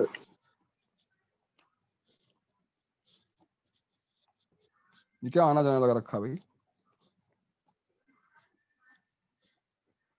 इंपॉर्टेंट पॉइंट चल रहा है भाई, ड्रामा मत करो, ये इंपॉर्टेंट पॉइंट है ना। तुम YouTube समझ पाओगे ना किसी बुक से। ध्यान सुनते रहो अब। हाँ बताओ क्या कह रहे हो? सर कोई बैग एम्प्टी नहीं रहेगा तो 5 बॉक्स डिस्ट्रीब्यूट कर सकते हैं ना तीनों में केसेस। मतलब सपोज एक में 2 गया, दूसरे में 2, तीसरे में 1, तो वैसा। तुम दूसरा ही तरीका बताने की कोशिश कर रहे हो। तुम ये कह रहे हो कि इंस्टेड ऑफ सब्ट्रैक्टिंग हम सारे जो केसेस पॉसिबल है ऐड, उनको हाँ ऐड, ऐड कर लें, ये कह रहे हो? हाँ हाँ वो भी कर लेते हैं। और उस अगर ये मेथड हमने सही से अप्लाई किया तो हमको ये समझ में आएगा कि हमारा आंसर रॉन्ग क्या हुआ है, कितने से हुआ है। अभी तुम्हारा आंसर क्या आ रहा है? अगर तुम उसे कैलकुलेट करो, 243 माइनस 96 माइनस 3 है 150 कैसे हो रहा है भाई? 243 माइनस 96 माइनस 3, तो ये 150 कैसे हो गया? ये कौन सा फ्रैक्शन है? 150, 144, 144 4। 4 आ रहा है, 144 आ रहा है, विच इज रॉन्ग। अब मेथड 2 में वो ये कह रहा है कि हम अगर केसेस बनाएं, केसेस किस बेसिस पर? अब ये फर्स्ट बैग में ये क्वेश्चन तुमने एक्चुअली पहले ही किया हुआ है, मुझे शायद ध्यान नहीं आ रहा होगा। ये क्वेश्चन तुमने किया है ग्रुपिंग एंड डिस्ट्रीब्यूशन से। How many cases are possible if I am distributing 5 balls among 3 bags? Sir 150 answer है। Sir 2 cases, sir 2 case. 150 correct answer है। तो यहां पर केवल 2 ही केसेस पॉसिबल हैं। कौन कौन से? एक तो हो सकता है कि 5 को मैंने डिवाइड किया हो 1 + 1 + 3 में, यानी एक बैग में एक बॉल, एक बैग में एक बॉल, एक बैग में 3 बॉल्स। चलो जरा ग्रुपिंग एंड डिस्ट्रीब्यूशन करते हैं। याद है तुम लोगों को फॉर्मूला? याद है तरीका? 5 factorial divide by 1 factorial into 1 factorial into 3 factorial. और एक 2 फैक्टोरियल डिनोमिनेटर में, एंड ये तो ग्रुपिंग हो गई, multiplied by distribution 3 factorial. 3 factorial. कितना आ गया ये आ गया 60। ना और केस 2 क्या होगा भाई? केस 2 देखो, एक और केस पॉसिबल है। एक और केस क्या पॉसिबल है कि 5 बॉल्स को अगर मैं डिवाइड करूं ऐसा 1 + 2 + 2 में, ये भी तो हो सकता है। अभी क्या आएगा answer? 5 factorial divide by 1 factorial, 2 factorial, 2 factorial, एक और 2 factorial and multiplied by 3 factorial. इस बार क्या सर आंसर 2 है? फैक्टोरियल हम इसलिए डिवाइड कर रहे हैं ना क्योंकि 90। पहले केस में 1 और 1 सेम था, सेकंड केस में 2 और 2 सेम है। ये तो बताया गया ना फॉर्मूला ग्रुपिंग में। वही हाँ है। सर वही कंफर्म कर रहा था। ये हो गया 90, बिल्कुल सही है, क्योंकि दो सेम नंबर ऑफ ऑब्जेक्ट्स हैं इसलिए। और अब केस 1 और केस 2 के अलावा कुछ और पॉसिबल है नहीं, क्योंकि 0 आ नहीं सकता, तो इन दोनों को ऐड कर दो and your answer is 150 20 ways. तो ये है correct answer. This one is correct. Sir first On try the में other रॉन्ग hand, क्या हुआ? our method one जो है वो रॉन्ग हो गया. मेथड वन को अगर तुम करेक्ट करना चाहते हो तो उसका भी तरीका है, और वो ये है कि ये वाला जो केस है ना, इसको ऐड कर दो, सब्ट्रैक्ट नहीं, इसको ऐड करो. और अब देखो सर मैंने अब गलती क्या से आ वो जाएगा? ऐड कर दिया, आंसर आ जाएगा 150 आ गया. आंसर आ जाएगा 150, विच इज करेक्ट.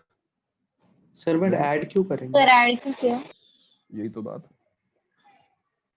तो बात है, क्योंकि यहाँ पे चलो कुछ मीठा हो जाए. हम आ गए हैं पाई पर. पाई सुना है? नहीं सुना होगा. वो वाला पाई नहीं जो तुम सोच रहे हो, ये वो पाई है. इसको बोलते हैं principal of inclusion and exclusion.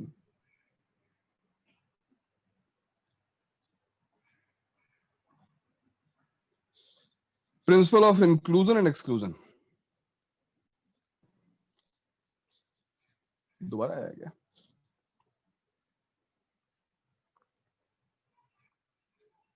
हाँ भाई मोहित, आवाज आ रही मेरी? आपने उसे वेटिंग रूम में डाला था ना? हाँ हाँ पता है मुझे. सर वो गया ही नहीं था, उधर ही था. मोहित आवाज आ रही है? ये कुछ इंपॉर्टेंट है. मैं सोच रहा हूँ कि अगर मोहित पढ़ना चाहता हो तो फिर ठीक है, सर नहीं वो पढ़ना चाहता है. में कुछ तो लिखा है. कहाँ लिखा है? ग्रुप पे लिखा व्हाट्सएप है? पे. हाँ सर ग्रुप पे. क्या लिखा है व्हाट्सएप में? बस फोन नहीं, बताओ क्या लिखा है उसमें, पढ़ के सुनाओ.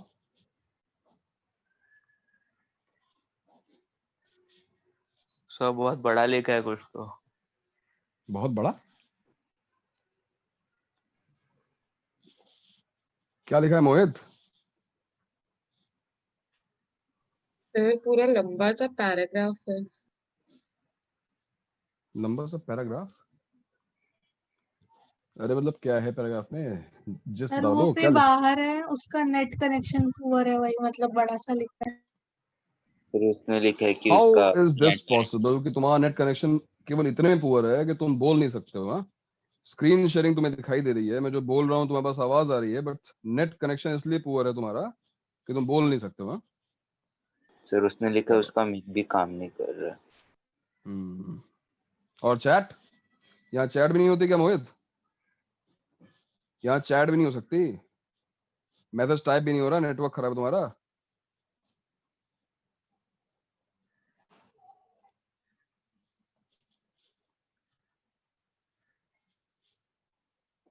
किसको बेवकूफ बना रहे हो, मुझे या खुद को?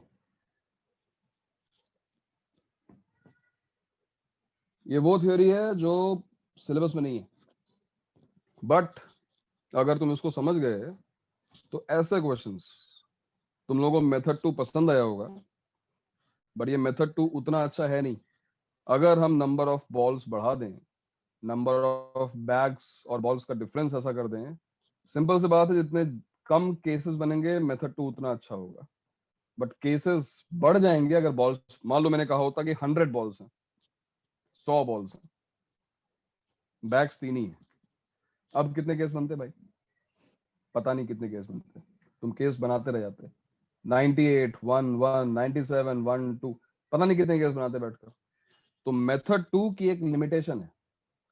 हैविंग सेड दैट, जेई में कभी भी ऐसा क्वेश्चन नहीं आएगा जिसमें बहुत सारे केस बन जाए, क्योंकि जेई में ये प्रिंसिपल है ही नहीं. बट बाई चांस अगर आ गया और मान लो तुम्हें बनाने पड़ गए, मान लो 4 केसेस 5 केसेस, तो जो 4-5 केसेस बना के क्वेश्चन सॉल्व करेगा, it will take around 3-4 minutes. But जिसको ये principle of inclusion and exclusion आता होगा, जिसको ये वाला मेथड आता होगा जो हमने ऊपर लिखा, वो इस क्वेश्चन को विद इन मिनट सॉल्व कर लेगा. बस ये डिफरेंस अगर क्रिएट करना चाहते हो तो उसको पढ़ लो. Otherwise if your argument is कि हम सिलेबस के बाहर क्यों पढ़ रहे हैं, then I have no explanation. नहीं पढ़ना चाहते हो मत पढ़ो, कोई दिक्कत नहीं है। 4 मिनट में क्वेश्चन सॉल्व करना है तो करो, लेकिन टाइम सेव करना एक ऑब्जेक्टिव है हमारा। केवल क्वेश्चन सॉल्व नहीं करना है, क्वेश्चन जल्दी सॉल्व करना है, राइट। तो principal of inclusion and exclusion क्या है? ये प्रिंसिपल सेट थ्योरी से स्टार्ट होता है। फॉर एग्जांपल, अगर तुम्हें याद हो, ये एक वेन डायग्राम है जिसमें मैंने 2 सेट्स बना रखे हैं। मान लो ये सेट ए है और ये सेट बी है, और तुमसे पूछा जाए कि how many elements are there in the union of these 2 sets, A union B, क्या होगा? Number of elements in A plus B minus minus उनका इंटरसेक्शन। इंटरसेक्शन माइनस उनका intersection. Every time you add you will say inclusion, every time you subtract you will say exclusion। तो तुमने ध्यान दिया कि तुमने एक वाले ग्रुप को ऐड किया है, और जहां तुमने दोनों एक साथ लिए हैं, जहां पे तुमने इंटरसेक्शन लिया, तुमने उसको सब्ट्रैक्ट किया है। क्या है? बहुत सिंपल एग्जांपल था। अब जरा मैं 3 ग्रुप्स का एग्जांपल लेता हूं। 3, अगर मैं 3 ग्रुप्स लूं एक साथ, फर्स्ट, सेकंड एंड थर्ड, ये 3 सेट्स हैं, और यहां पे फिर से सेम क्वेश्चन पूछा है कि what will be union of these 3 sets. क्या होगा इनका union? Na plus NB plus NC number of elements in A plus number of elements in B plus number of elements in C minus Na union B minus A intersection जो है, intersection भी सबका intersection का subtract finally और उसके बाद तीनों का इंटरसेक्शन ऐड करेंगे। ऐड। तो ये हो गया इंक्लूजन, ये हो गया एक्सक्लूजन, और इसके बाद अभी रुकेंगे नहीं, अभी यहाँ पर एक ऐड भी होगा। ऐड क्या होगा? Number of elements in A intersection B intersection C, और ये फिर से हो गया इंक्लूजन। तो सबसे पहले तो ये समझो कि इस प्रिंसिपल का नाम principal of inclusion and exclusion क्यों है? बिकॉज तुम ऑल्टरनेटली इंक्लूड एक्सक्लूड कर रहे हो। प्लस तुमने पहले प्लस किया, फिर माइनस किया, फिर प्लस किया। अगर एक और सेट होता, लिखने की जरूरत नहीं है तुमको, मैं तुम्हें केवल एक्सप्लेन करने के लिए बना रहा हूं कि मान लो यहाँ पे 4 सेट्स होते, first, second, third and fourth, 4 set होते मान लो, है ना, ए बी सी डी, और तुमसे पूछा जाता कि what is the union of these 4 sets, तो पता तुम्हारा आंसर क्या होता?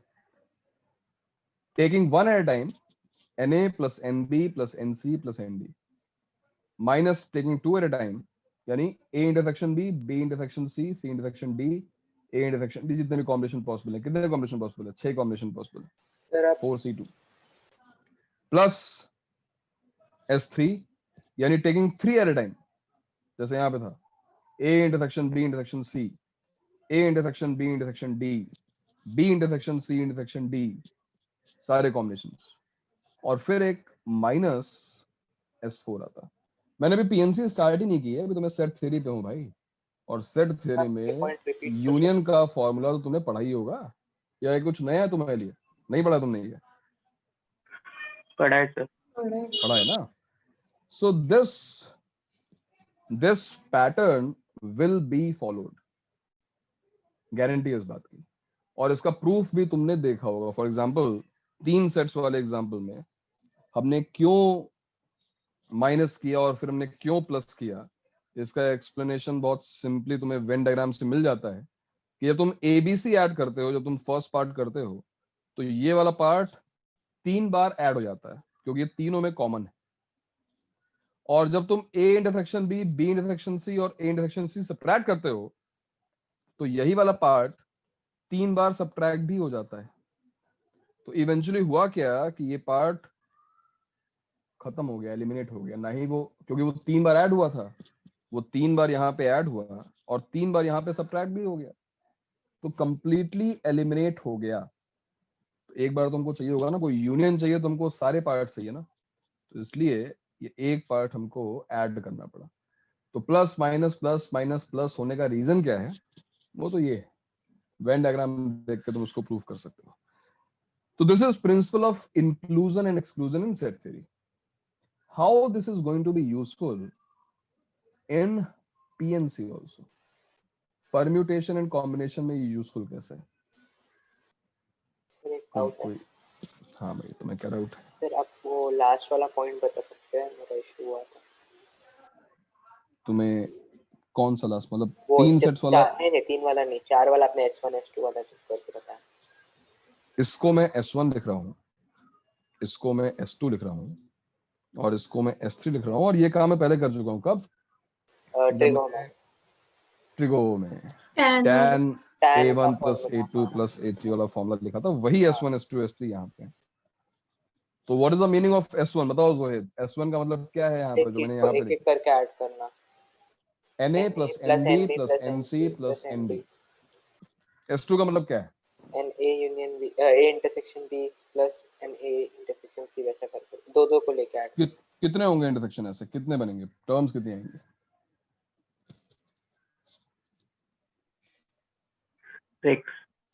6 बनेंगे। 4C2 6। तीसरा क्या है? S3 क्या है?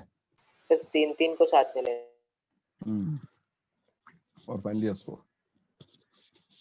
तो ये ऑल्टरनेट प्लस माइनस होता रहेगा हमेशा। यस, ये हमेशा ऑल्टरनेट प्लस माइनस होता रहेगा हमेशा। ठीक है? Okay sir. ठीक है, समझना ये बात? हाँ सर। अब जरा आओ इस पर सीधे आते हैं अपने एग्जांपल पे।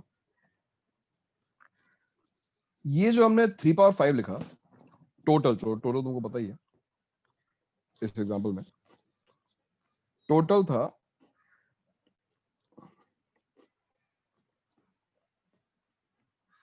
जो एग्जांपल लिया था हमने,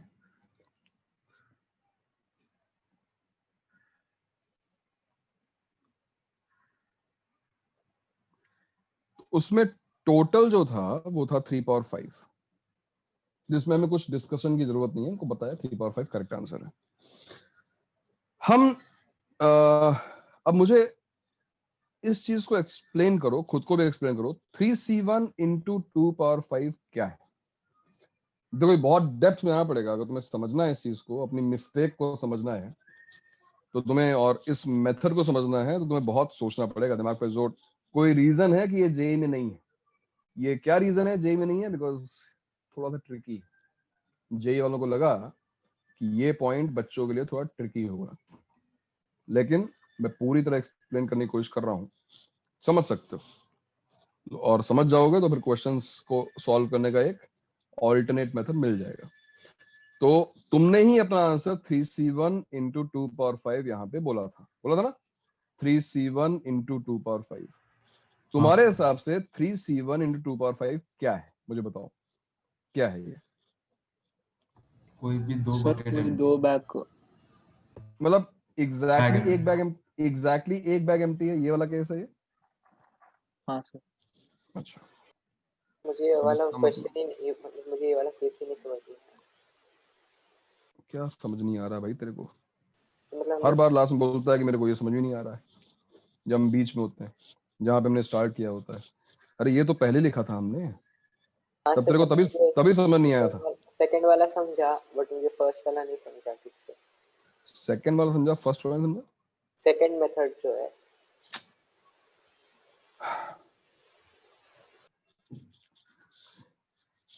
3C1 इंटू 2 पावर 5 हमने लिखा था। 3C1 का मतलब यहाँ पे था मतलब एक बैग हमने कि चूज किया 3 था, बैग्स में से कोई एक बैग हमने चूज किया, खाली, और वो खाली था।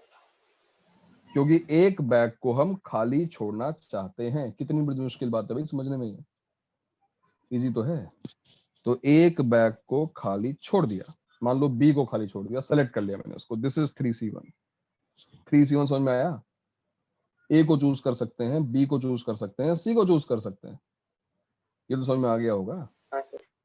ठीक है, अभी 2 पावर 5 क्या चीज है?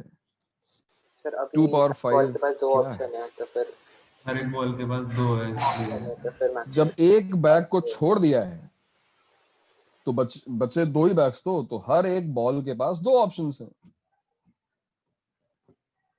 तो 3c1 into 2 power 5 क्या चीज है?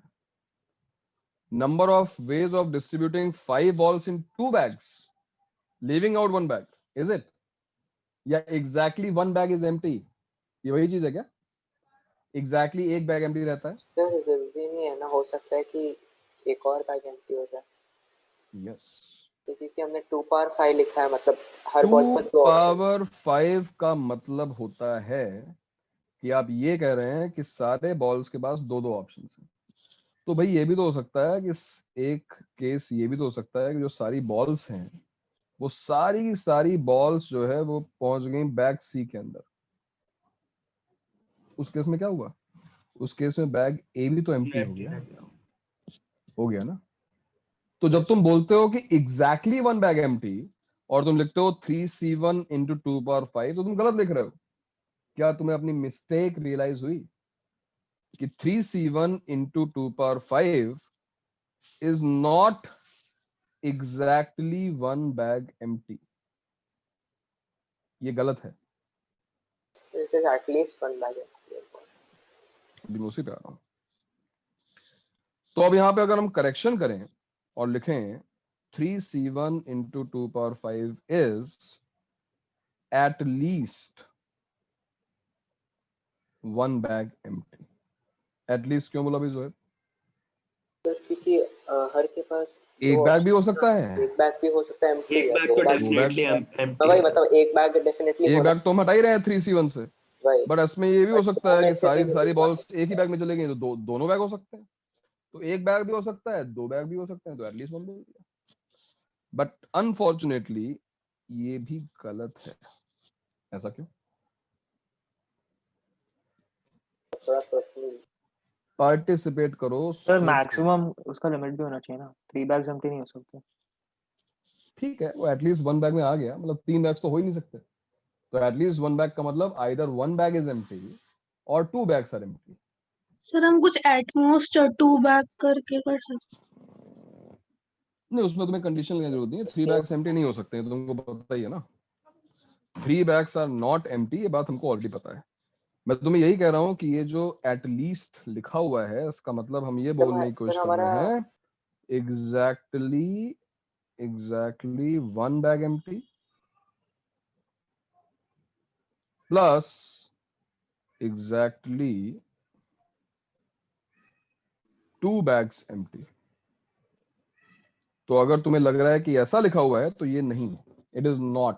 सर मुझे थोड़ा सा डाउट एक्सप्लेन करो कि क्यों। क्योंकि अगर ऐसा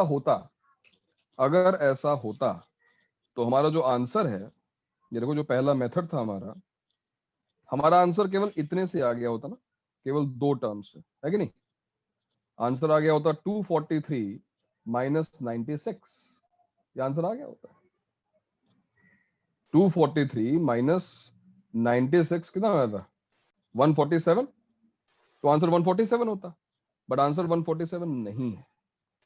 अब तुम्हें फिर से सोचना होगा और मुझे बताना होगा कि why this one is also incorrect. Sir मेरे पास एक एनालिसिस सॉर्ट ऑफ है, थोड़ा सा सिली है। हमने जो अभी लिखा ना 3c1 into 2 power 5, उसमें सर जिस केस में हम बोल रहे हैं एग्जैक्टली 2 बैग एम्प्टी, उसमें 1 बैग भी तो एम्प्टी है ना। एग्जैक्टली वर्ड यूज हुआ, एग्जैक्टली।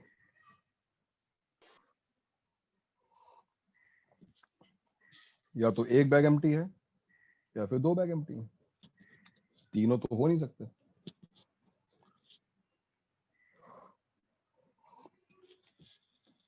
ये टर्म एग्जैक्टली 1 बैग एम्प्टी नहीं है और ये term exactly 1 bag empty plus exactly 2 bag empty भी नहीं है।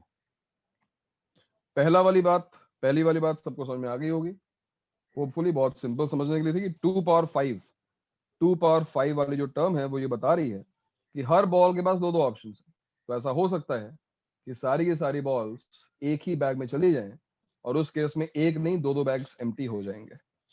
Then why second point is also wrong.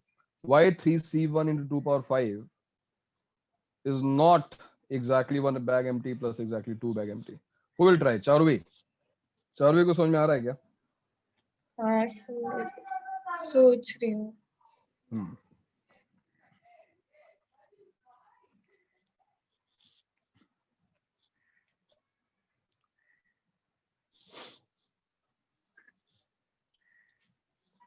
Sir हम ऐसा बोल सकते हैं exactly one bag empty plus second bag may और may not be empty.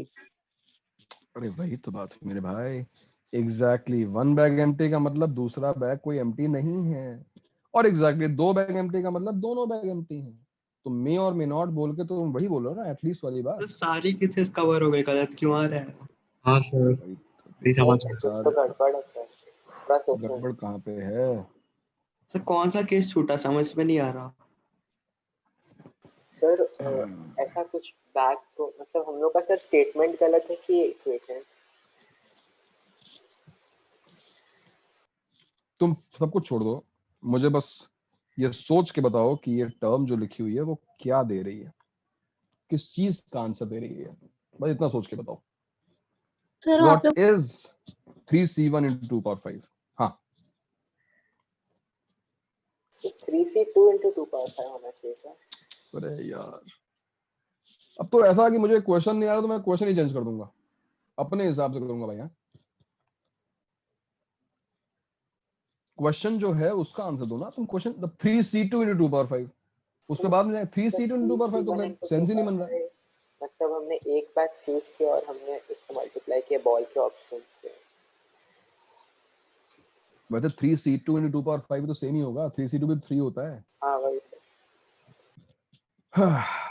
Okay, अब मैं तुम्हें जो दिखाने जा रहा हूँ उसको ध्यान से देखो, शायद इस एग्जाम्पल के बाद तुम्हें समझ में आया कि ये क्या है।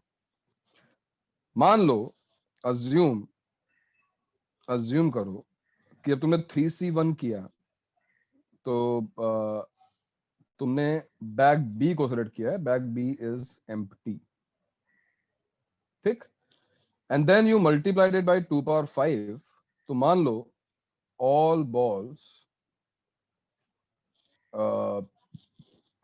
balls go to bag A, ऐसा हो सकता है ना कि सारी balls. So in this case, so bags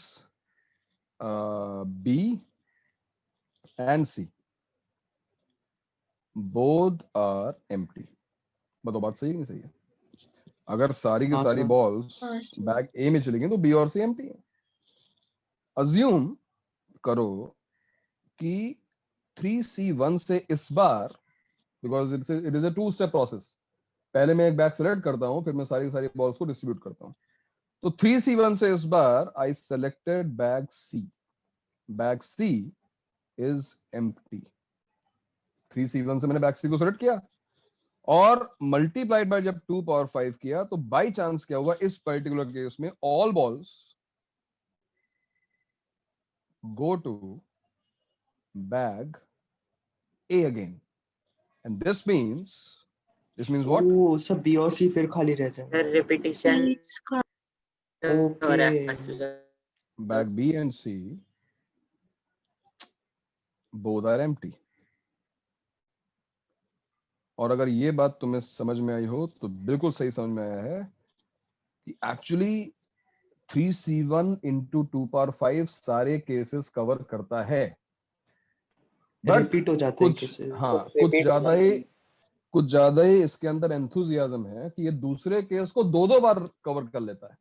देख रहे हो, bags B and C both are empty, bags B and C both are empty, तो ये उन्हीं केसेस को एक नहीं दो बार कवर कर लेता है। एंड दैट इज व्हाई यहां पर जो 3c1 into 2 power 5 लिखा है, it is actually equal to what, exactly one bag empty, ये तो एक ही बार काउंट हो रहा है, plus 2 into exactly 2 bags empty। क्या ये बात समझ में आई? 2 into exactly 2 bags empty, ये चीज रिपीटेड है, जो 2 बैग एम्प्टी वाला केस है वो रिपीटेड है। और अगर तुम्हें ये बात समझ में आई तो अब तुम्हें समझ में आना चाहिए कि हमने यहां पर केस 1 में, मेथड 1 में इस पार्ट को ऐड क्यों किया? क्योंकि वो पहले ही 2 बार सब्ट्रैक्ट हो गया था, इसलिए उसको Yeah. लाने के तो लिए 2 एक बार बार सब्ट्रैक्ट हो गया था। क्योंकि जब तुम इस टर्म को सब्ट्रैक्ट कर रहे हो, जब तुम कर रहे हो उसको -3c1 into 2^5, तो तुम ये वाला केस तो एक ही बार सब्ट्रैक्ट कर रहे हो जो एग्जैक्टली 1 बैग एम्प्टी वाला है, बट जो एग्जैक्टली 2 बैग एम्प्टी वाला केस है वो तुम दो बार सब्ट्रैक्ट कर रहे हो। 2 बार सब्ट्रैक्ट नहीं करना है, एक ही बार सब्ट्रैक्ट करना है। तो अब हमने क्या किया, हमने उसको एक बार वापस जाकर ऐड कर दिया। तो ये जो 3c2 into 2^5 था, 3c2 into 1^5 था, इसको हमें ऐड करना पड़ गया। और यहां से देखो शुरुआत हुई exclusion, inclusion, exclusion, inclusion, principal of inclusion and exclusion की, because a similar approach was used. Why did we subtract A intersection B? Why? Because when I counted all elements of A, when I counted all elements of B, then this intersected portion was counted twice. 2 bar count हो गया, हमको उसको एक ही बार count करना था, इसलिए हमने एक बार सब्ट्रैक्ट किया। Why this common portion was eventually added? Because ये जो तीनों में कॉमन पोर्शन है, मैंने एक्सप्लेन किया था पहले भी कि जब तीनों को ऐड किया तो 3 बार ऐड हुआ, और तीनों को सब्ट्रैक्ट किया यहाँ पर इंटरसेक्शन वाले पोर्शन को, दो टेकिंग इन तो पेयर, 3 बार सब्ट्रैक्ट तो हो वो गया, 3 तो बार एक सब्ट्रैक्ट बार हो ऐड गया, करना इसलिए इवेंचुअली हमको एक बार ऐड करना पड़ गया। ऐसे 4 में होगा, ऐसे 5 में होगा, और वही चीज पीएनसी में हो रही है, सेम चीज हो रही है। तो principal of inclusion and exclusion ये है कि जब, अब ये चीज तुम्हें समझनी पड़ेगी वहां तक पहुंचने के लिए कि जो तुम लिख रहे हो वो है क्या, व्हाट इज 3c1 into 2^5। और एक बार तुम ये समझ गए तो अब मैं लिख रहा हूं statement which is beyond the scope of JEE. फिर बोल दे रहा हूं, आईआईटी जेई के सिलेबस से बाहर चले जाते हैं। जैसे हम ये स्टेटमेंट लिखते हैं, number of ways to distribute n distinct objects among R distinct bags such that no bag is empty, will be what? I'll tell you, total। सबसे पहले टोटल लिखो, टोटल क्या होगा? टोटल का आंसर है r to the power n, ये तो याद ही होगा, r पावर n। अब हम करेंगे माइनस। हम माइनस कौन से केस करना चाहते हैं? हम माइनस वो केस करना चाहते हैं जिसमें बैग एम्प्टी है, बिकॉज उसमें लिखा हुआ है no bag is empty, right? तो 1 बैग एम्प्टी, 1 बैग एम्प्टी वाला केस क्या होगा? सबसे पहले एक बैग को चूज करो, RC1। अरे जो तुमने पहले 5 और 3 के लिए किया वही हम N और R के लिए कर रहे हैं, ऑलराइट? तो RC1 multiplied by n-1 raised to r. no, listen, you selected a bag. Now every ball has how many options, how many choices?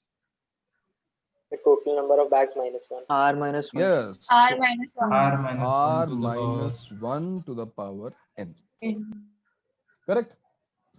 अब हमने मिस्टेक ये की थी, अगर तुम्हें याद हो मेथड 1 में, कि हमने फिर माइनस कर दिया था, और माइनस क्या किया था? RC2 into r minus 2 power n। But अब हमको पता है कि ये मिस्टेक है, हमको उसको सब्ट्रैक्ट नहीं करना है, हमको उसको ऐड करना हो। So this is principle of inclusion and exclusion for you, RC3 into r minus 3 power n plus so on to, ये so on to चलता जाएगा। कब तक चलता जाएगा?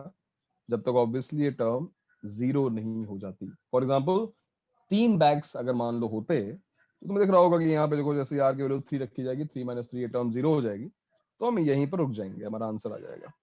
तो depends on the value of r कि हमें रुकना कहाँ पर है। And this is derived by using principle of inclusion and exclusion. Sir इसमें भी सेम ना, ऑल्टरनेट प्लस माइनस। बिल्कुल, यहाँ पर भी ऑल्टरनेटली प्लस माइनस चलेगा। बेसिकली वही चीज है जो सेट में था। बिल्कुल बिल्कुल, ये वही चीज, सेट थ्योरी ही है, सेट थ्योरी वाली काउंटिंग है ये। लेकिन ये काउंटिंग और भी कॉम्प्लिकेटेड है, इतना आसान नहीं होता है।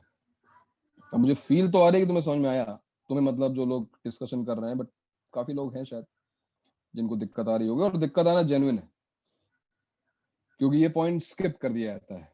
तुम देखना कई, मतलब तुम्हें अपने फ्रेंड से डिस्कस करना और देखना कहाँ पे पढ़ाया गया है, कहीं नहीं पढ़ाया जाएगा। मैं चाहता बहुत इजीली यहाँ पे भी स्किप कर देता, बट तुम्हारा जो एंथुजियाज्म है उसकी वजह से मैं जो है कुछ स्किप नहीं करता हूँ। सिलेबस के अंदर तो कुछ स्किप करने का पॉइंट ही नहीं है, बट सिलेबस के बाहर वाली चीजें भी हम कवर करते रहते हैं।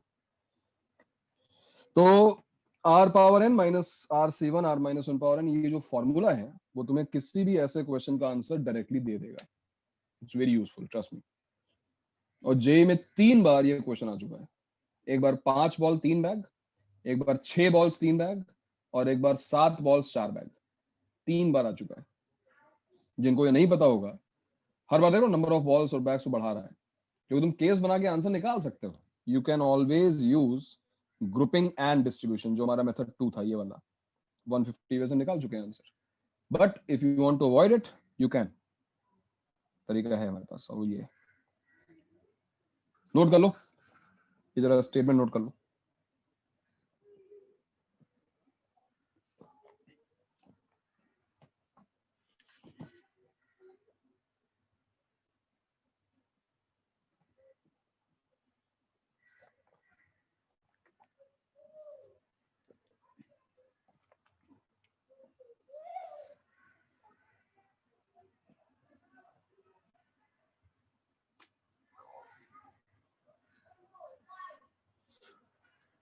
Distinct objects among R distinct bags. ध्यान रखना कि हम लोग अभी भी उसी थ्योरी के अंदर हैं, डिस्टिंक्ट टू डिस्टिंक्ट, कुछ भी आइडेंटिकल नहीं हुआ है। नोट कर लिया? Yes sir. Okay okay sir 1 second ऊपर कीजिए ना। हाँ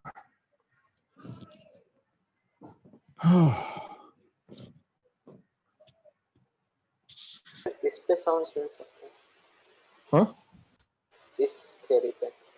बिल्कुल बिल्कुल। सम क्या भी,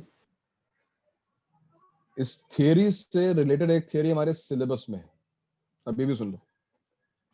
इसी थियरी से रिलेटेड एक थियरी हमारे सिलेबस में है, बट कहते ही है कि उसका फॉर्मूला रट लो, कहां से आया वो नहीं बताया जाएगा। तो अब वो थियरी में तुम्हें बताऊंगा तो तुम्हें समझ में आएगा कि उसका फॉर्मूला कहां से आ रहा है। क्वेश्चन देखो, सबसे पहले मान लो हमारे पास ये 4 लेटर्स हैं, ठीक है, 4 लेटर्स हैं, and we have 4 envelopes. We have 4 letters and we have 4 envelopes. 4 letters and 4 envelopes. ठीक है? And there's a condition that one letter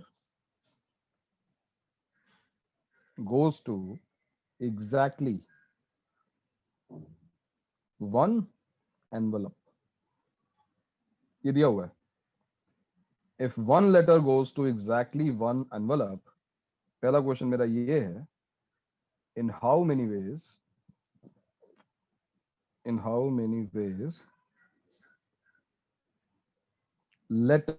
all letters can be placed in envelopes?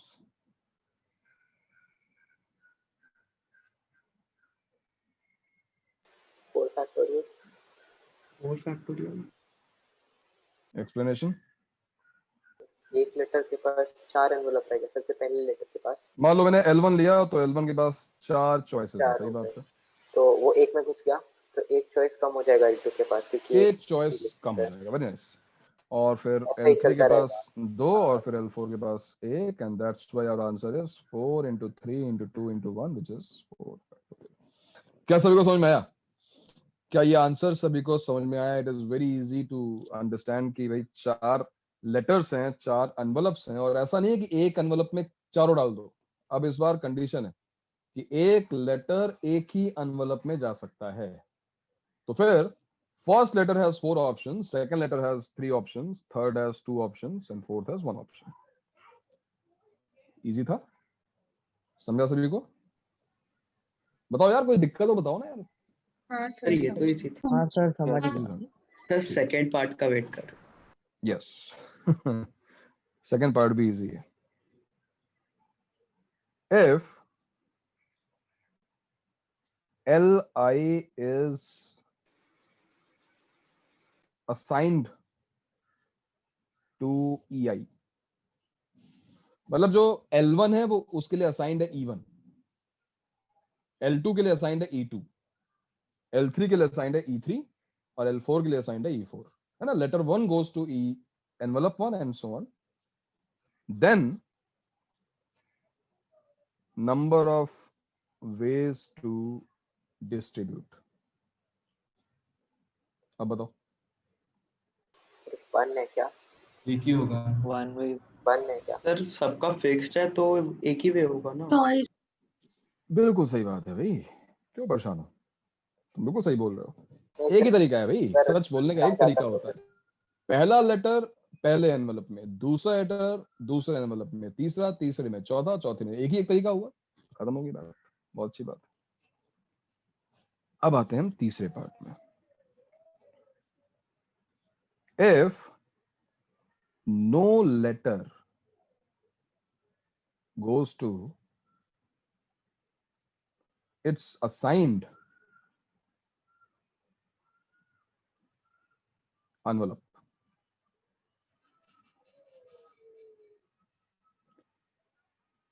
if no letter goes to its assigned envelope का मतलब हुआ that EI doesn't go to, sorry, LI, letter I doesn't go to envelope I, for I equals to 1 3 2 factorial 3 4। तो अब हम उस territory में हैं, हम उस लोकेशन पे हैं, हम उस रीजन में जहां पे फूक फूक के कदम रखा जाता है। जोहिद, स्पॉन्टेनिटी अच्छी चीज है, 81 बट है क्या? e raised to 4 explanation 3 power 4 का एक्सप्लेनेशन मुझे हर चाहिए। एक लेटर के पास हर तीन लेटर के ऑप्शन पास तीन रहेंगे। choices। ऑप्शन हो जाएगी ना। एक जो असाइंड है उसको छोड़ के 3 ऑप्शंस रहेंगे। वेट, तो सपोज जो 1 है उसके पास 3 ऑप्शंस हैं, आइदर लेकिन 2 और ऑप्शंस 3 कम और भी तो 4। होते तो जाएंगे। लेकिन ऑप्शन कम सपोज भी तो होंगे सर, तो 6 नहीं होगा। लिसन वही मैं एक्सप्लेन कर रहा हूँ कि मान लो 1 2 में गया तो 2 के पास 3 ऑप्शंस हैं, बट अगर 1 2 में ना जाकर 1 हाँ 3 सर में राइट। चला गया तो फिर अब 2 के पास 3 ऑप्शंस नहीं है, 2 के पास अब 2 ही ऑप्शंस हैं। 2 2 में जा नहीं सकता, 2 3 में जा नहीं सकता, 2 ही केस ऑप्शन है। बनाना पड़ेगा क्या? केस पे केस पर केस, इतने केस तो हम नहीं बनाएंगे, बहुत केस बनाने होंगे। बहुत केस बनाएंगे। 3 पावर 4 तो इनकरेक्ट है। और क्या बता रहा कोई? और कोई कुछ बताना क्या चाहता है? फैक्टोरियल 3 फैक्टोरियल भी 3 फैक्टोरियल। अच्छा 3 फैक्टोरियल कैसे है भाई? अरे वो तो गलत। क्योंकि वो तो पूरा incorrect। पूरा ही इनकरेक्ट हो जाएगा। मतलब 3 मैंने किया फैक्टोरियल तो कि हो नहीं वो सकता। अपने इसमें जा ही नहीं रहा ना, फिर एक एक ऑप्शन कम कर देगा। हाँ वो तो गलत हो गया। और why don't you try and use principle of inclusion and exclusion? कैसे? मैं बताता हूँ। टोटल वेज कितने होते हैं? अगर ये कंडीशन नहीं है, अगर ये कंडीशन यहाँ पे नहीं है that Li doesn't go to Ei, तो टोटल केस क्या थे? फर्स्ट पार्ट क्या आंसर आया था? 4 फैक्टोरियल। 4 फैक्टोरियल। अब तुम इस 4 फैक्टोरियल से डेफिनेटली कुछ केस माइनस करना चाहते हो। तुम कौन से केस माइनस करना चाहते हो? जिसमें वो लेटर अपने इसमें जा रहा है, या तो एक लेटर एग्जैक्टली एक लेटर अपने एनवलप में चला गया, या एग्जैक्टली 2 लेटर्स अपने एनवलप में चले गए, या फिर एग्जैक्टली 3 चले गए। अब एग्जैक्टली 3 का मतलब एग्जैक्टली 4 हो जाता है। 3 गए तो चौथा अपने आप चला ही जाएगा, है कि नहीं? बात सही है ना? यस 3 गए तो चौथा अपने आप चला ही जाएगा ना। तो हम उन केसेस को सब्ट्रैक्ट करना चाहते हैं। क्या हम उन केसेस को सब्ट्रैक्ट कर पाएंगे? और देखते हैं। Can you tell me the number of ways to distribute 4 letters into 4 envelopes such that exactly one, एक लेटर ही अपने एनवलप में जाए, एक लेटर ही अपने एनवलप में जाए। ये बताना थोड़ा मुश्किल है, एग्जैक्टली वाला आंसर देना मुश्किल है। बट अगर हम पिछले वाले बॉल्स एंड बैग्स से थोड़ा सा अगर हम मोटिवेशन लें, 4C1, व्हाट इज 4C1? मैंने एक लेटर को चूज कर लिया, जैसे मान लो हमने 2 को चूज कर लिया और उसको उसके एनवलप में डाल दिया, जिसका एक ही तरीका होगा। एक लेटर को उसके असाइंड एनवलप में डालने का तो एक ही तरीका होगा ना भाई। हाँ सर। और अब जो बचे हुए 3 लेटर्स हैं उनको 3 एनवलप्स में रैंडमली डालने के तरीके कितने होंगे? 3 फैक्टोरियल। सिमिलरली 4C2 मतलब 2 लेटर्स हमने चूज कर लिए और उनके एनवलप में डाल दिया, multiply by 2 factorial. Similarly 4C3, 3 को चूज कर लिया, multiply by 1 factorial, and 4C4, चारों को चूज करके डाल दिया, मल्टीप्लाई बाय 1। क्वेश्चन ये है कि यहाँ पर क्या सब, हाँ माइनस प्लस होगा ना? बिल्कुल। सर जब दो इनको अपने असाइंड एनवलप्स में डालने का वे तो एक ही होना चाहिए। हाँ, मतलब मुझे वो आपने मल्टीप्लाई किया, जो मैंने 2 फैक्टोरियल मल्टीप्लाई किया है वो असाइंड वाले के लिए नहीं है। जैसे मान लो तुमने 2 और 4 अच्छा को वो डाल दिया, रिमेनिंग के लिए, तो रिमेनिंग है उसके लिए कि 1 1 में गया 3 3 में, या फिर 1 3 में गया 3 1 में गया। लेकिन यहाँ पर कैच ये है कि यहाँ पे तुम सबको सब्ट्रैक्ट नहीं करोगे, तुम यहाँ पर principal of inclusion and exclusion. हाँ सर, क्योंकि फर्स्ट वाले में इंक्लूड हुए थे कुछ केसेस। क्योंकि फर्स्ट वाला जो है, जो हमने सब्ट्रैक्ट किया है, वो एग्जैक्टली 1 नहीं दे रहा। क्या ये बात तुम्हें समझ में आ रही है?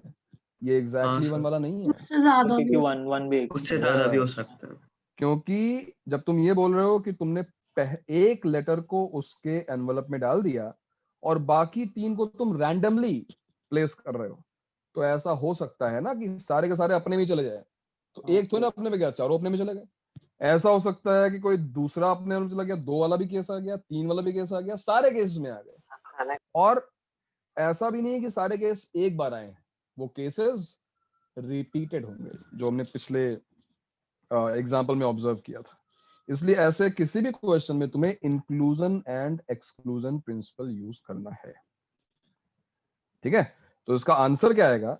इसका आंसर अगर मैं लिखूं, इसका आंसर मैं कैलकुलेट नहीं कर रहा हूं, क्योंकि ये थियरी है तुम्हारे सिलेबस के अंदर, जेई के सिलेबस में, एनसीईआरटी में तो दूर तक नहीं है। तो एक फॉर्मूला तुम्हें दिया जाता है, मैं उस फॉर्मूले तक तुम्हें पहुंचा रहा हूँ। 4C1 क्या होता है? 4 factorial divide by 1 factorial 3 factorial into 3 factorial. ऐसे 4C2 क्या होता है? 4 factorial divide by 2 factorial 2 factorial into 2 factorial. 4C3 क्या होगा? 4 factorial divide by 3 factorial 1 factorial into 1 factorial, and finally 4 factorial divide by 4 factorial. तो ये देखो, ये कैंसिल हो गया 3 फैक्टोरियल, यहाँ पे एक 2 फैक्टोरियल कैंसिल हो गया, चलो 1 भी हटा दो। ये 4 फैक्टोरियल कॉमन निकल गया और ब्रैकेट में क्या बच गया? 1 minus 1 upon 1 factorial plus 1 upon 2 factorial minus 1 upon 3 factorial plus 1/4 factorial. ठीक है ना? ये फॉर्मूला तुम्हारे जेई के सिलेबस में है, जो कि डिराइव हुआ है using principal of inclusion and exclusion. थोड़ा अजीब नहीं है? मतलब हम थियोरी नहीं है, बस फॉर्मूला हम लोग को। ये तो अजीब बात है ना। मतलब कैलकुलेट। लेकिन ये थियरी, मैं फिर बता रहा हूँ, ये थियरी एडवांस के लिए है। एडवांस में इसके क्वेश्चन आए हैं। मतलब मैं जब कह रहा हूँ कि ये तुम्हारे सिलेबस में है, तो मैं इसलिए कह रहा हूँ बिकॉज इसके क्वेश्चन एडवांस में आ चुके हैं। ठीक है ना? तो स्टेटमेंट क्या है जिसका फॉर्मूला बनेगा? स्टेटमेंट ये है, number of ways to distribute n distinct letters to n distinct envelopes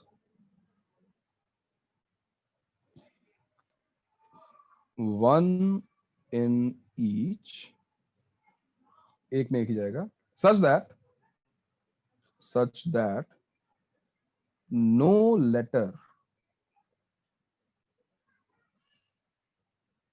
goes to its own या assigned envelope.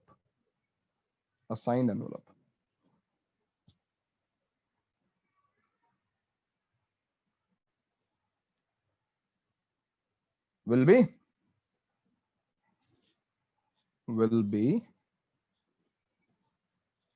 क्या होगा आंसर? अगर तुम ऑब्जर्व करके बता दो, 4 के लिए आंसर ये आया है, तो n के लिए आंसर क्या आएगा? n factorial bracket 1 minus 1 minus 1 by 1 factorial plus 1 by plus 1 by 2 factorial so on till 1 by n factorial minus 1 minus power 1 to the n power n. Power by n. n factorial.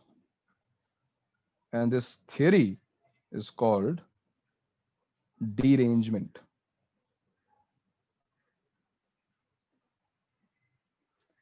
Derangement का मतलब हुआ कि कोई भी object अपने assigned position पे, place पे या एनवेलप में नहीं जाता है। और ये बड़ी प्रैक्टिकल सी प्रॉब्लम है कि भाई जैसे एग्जाम में मैट्रिक्स मैच आया है ना, ये तुम्हारा कॉलम 1 है, ये तुम्हारा कॉलम 2 है, यहाँ पे 4 एंट्रीज हैं 1 2 3 4, यहाँ पे भी 4 एंट्रीज हैं ABCD,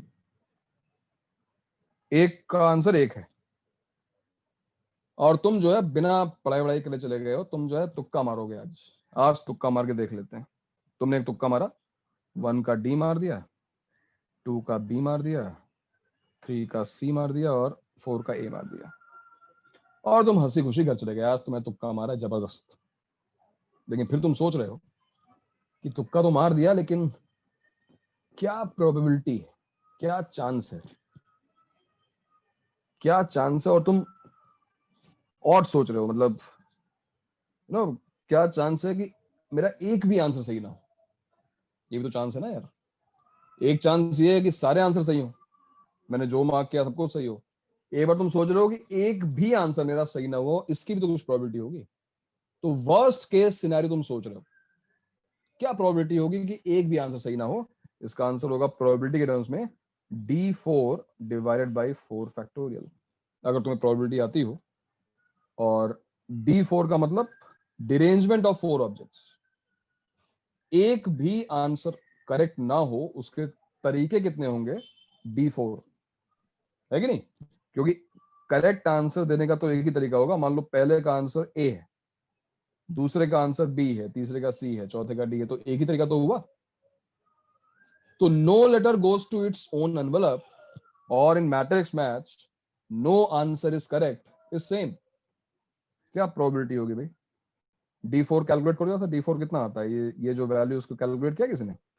24 minus 1 is 23 plus, sorry 24 minus, वो क्यों करना सर? डायरेक्ट 4 फैक्टोरियल से डिवाइड हो रहा है तो कैंसिल नहीं करना। नहीं 4 फैक्टोरियल से मल्टीप्लाई करते जाओ और कैलकुलेट करते जाओ, ये तो कैंसिल हो गया। तो 12 minus 4 8 plus 1 9, answer is 9 upon 24 which is 3/8। तो मैथ्स में सब कुछ बताती है भाई। मैथ्स तो बता रही है कि अगर तुमने इस टाइप के मैट्रिक्स मैच में तुक्केबाजी कर दी तो यहाँ पे 3/8 अप्रोक्सीमेटली 0.4 चांस है कि एक भी आंसर सही नहीं होगा, एक भी सही नहीं होगा। समझ में आ रही है? लेकिन इसमें और जा सकते हैं ना, एक सही हमें पता था। जो क्वेश्चन बोला गया उसका आंसर है what is the probability that no answer is correct? Answer is 3/8। अब अगर पूछा जाए कि what is the probability that at least एक करेक्ट, अब तुम ऑप्टिमिज्म में जा रहे हो कि हाँ भाई एक ना एक तो सही हो जाए मेरा कम से कम, तो उसका आंसर होगा 1 माइनस 3/8 यानी कि 5/8।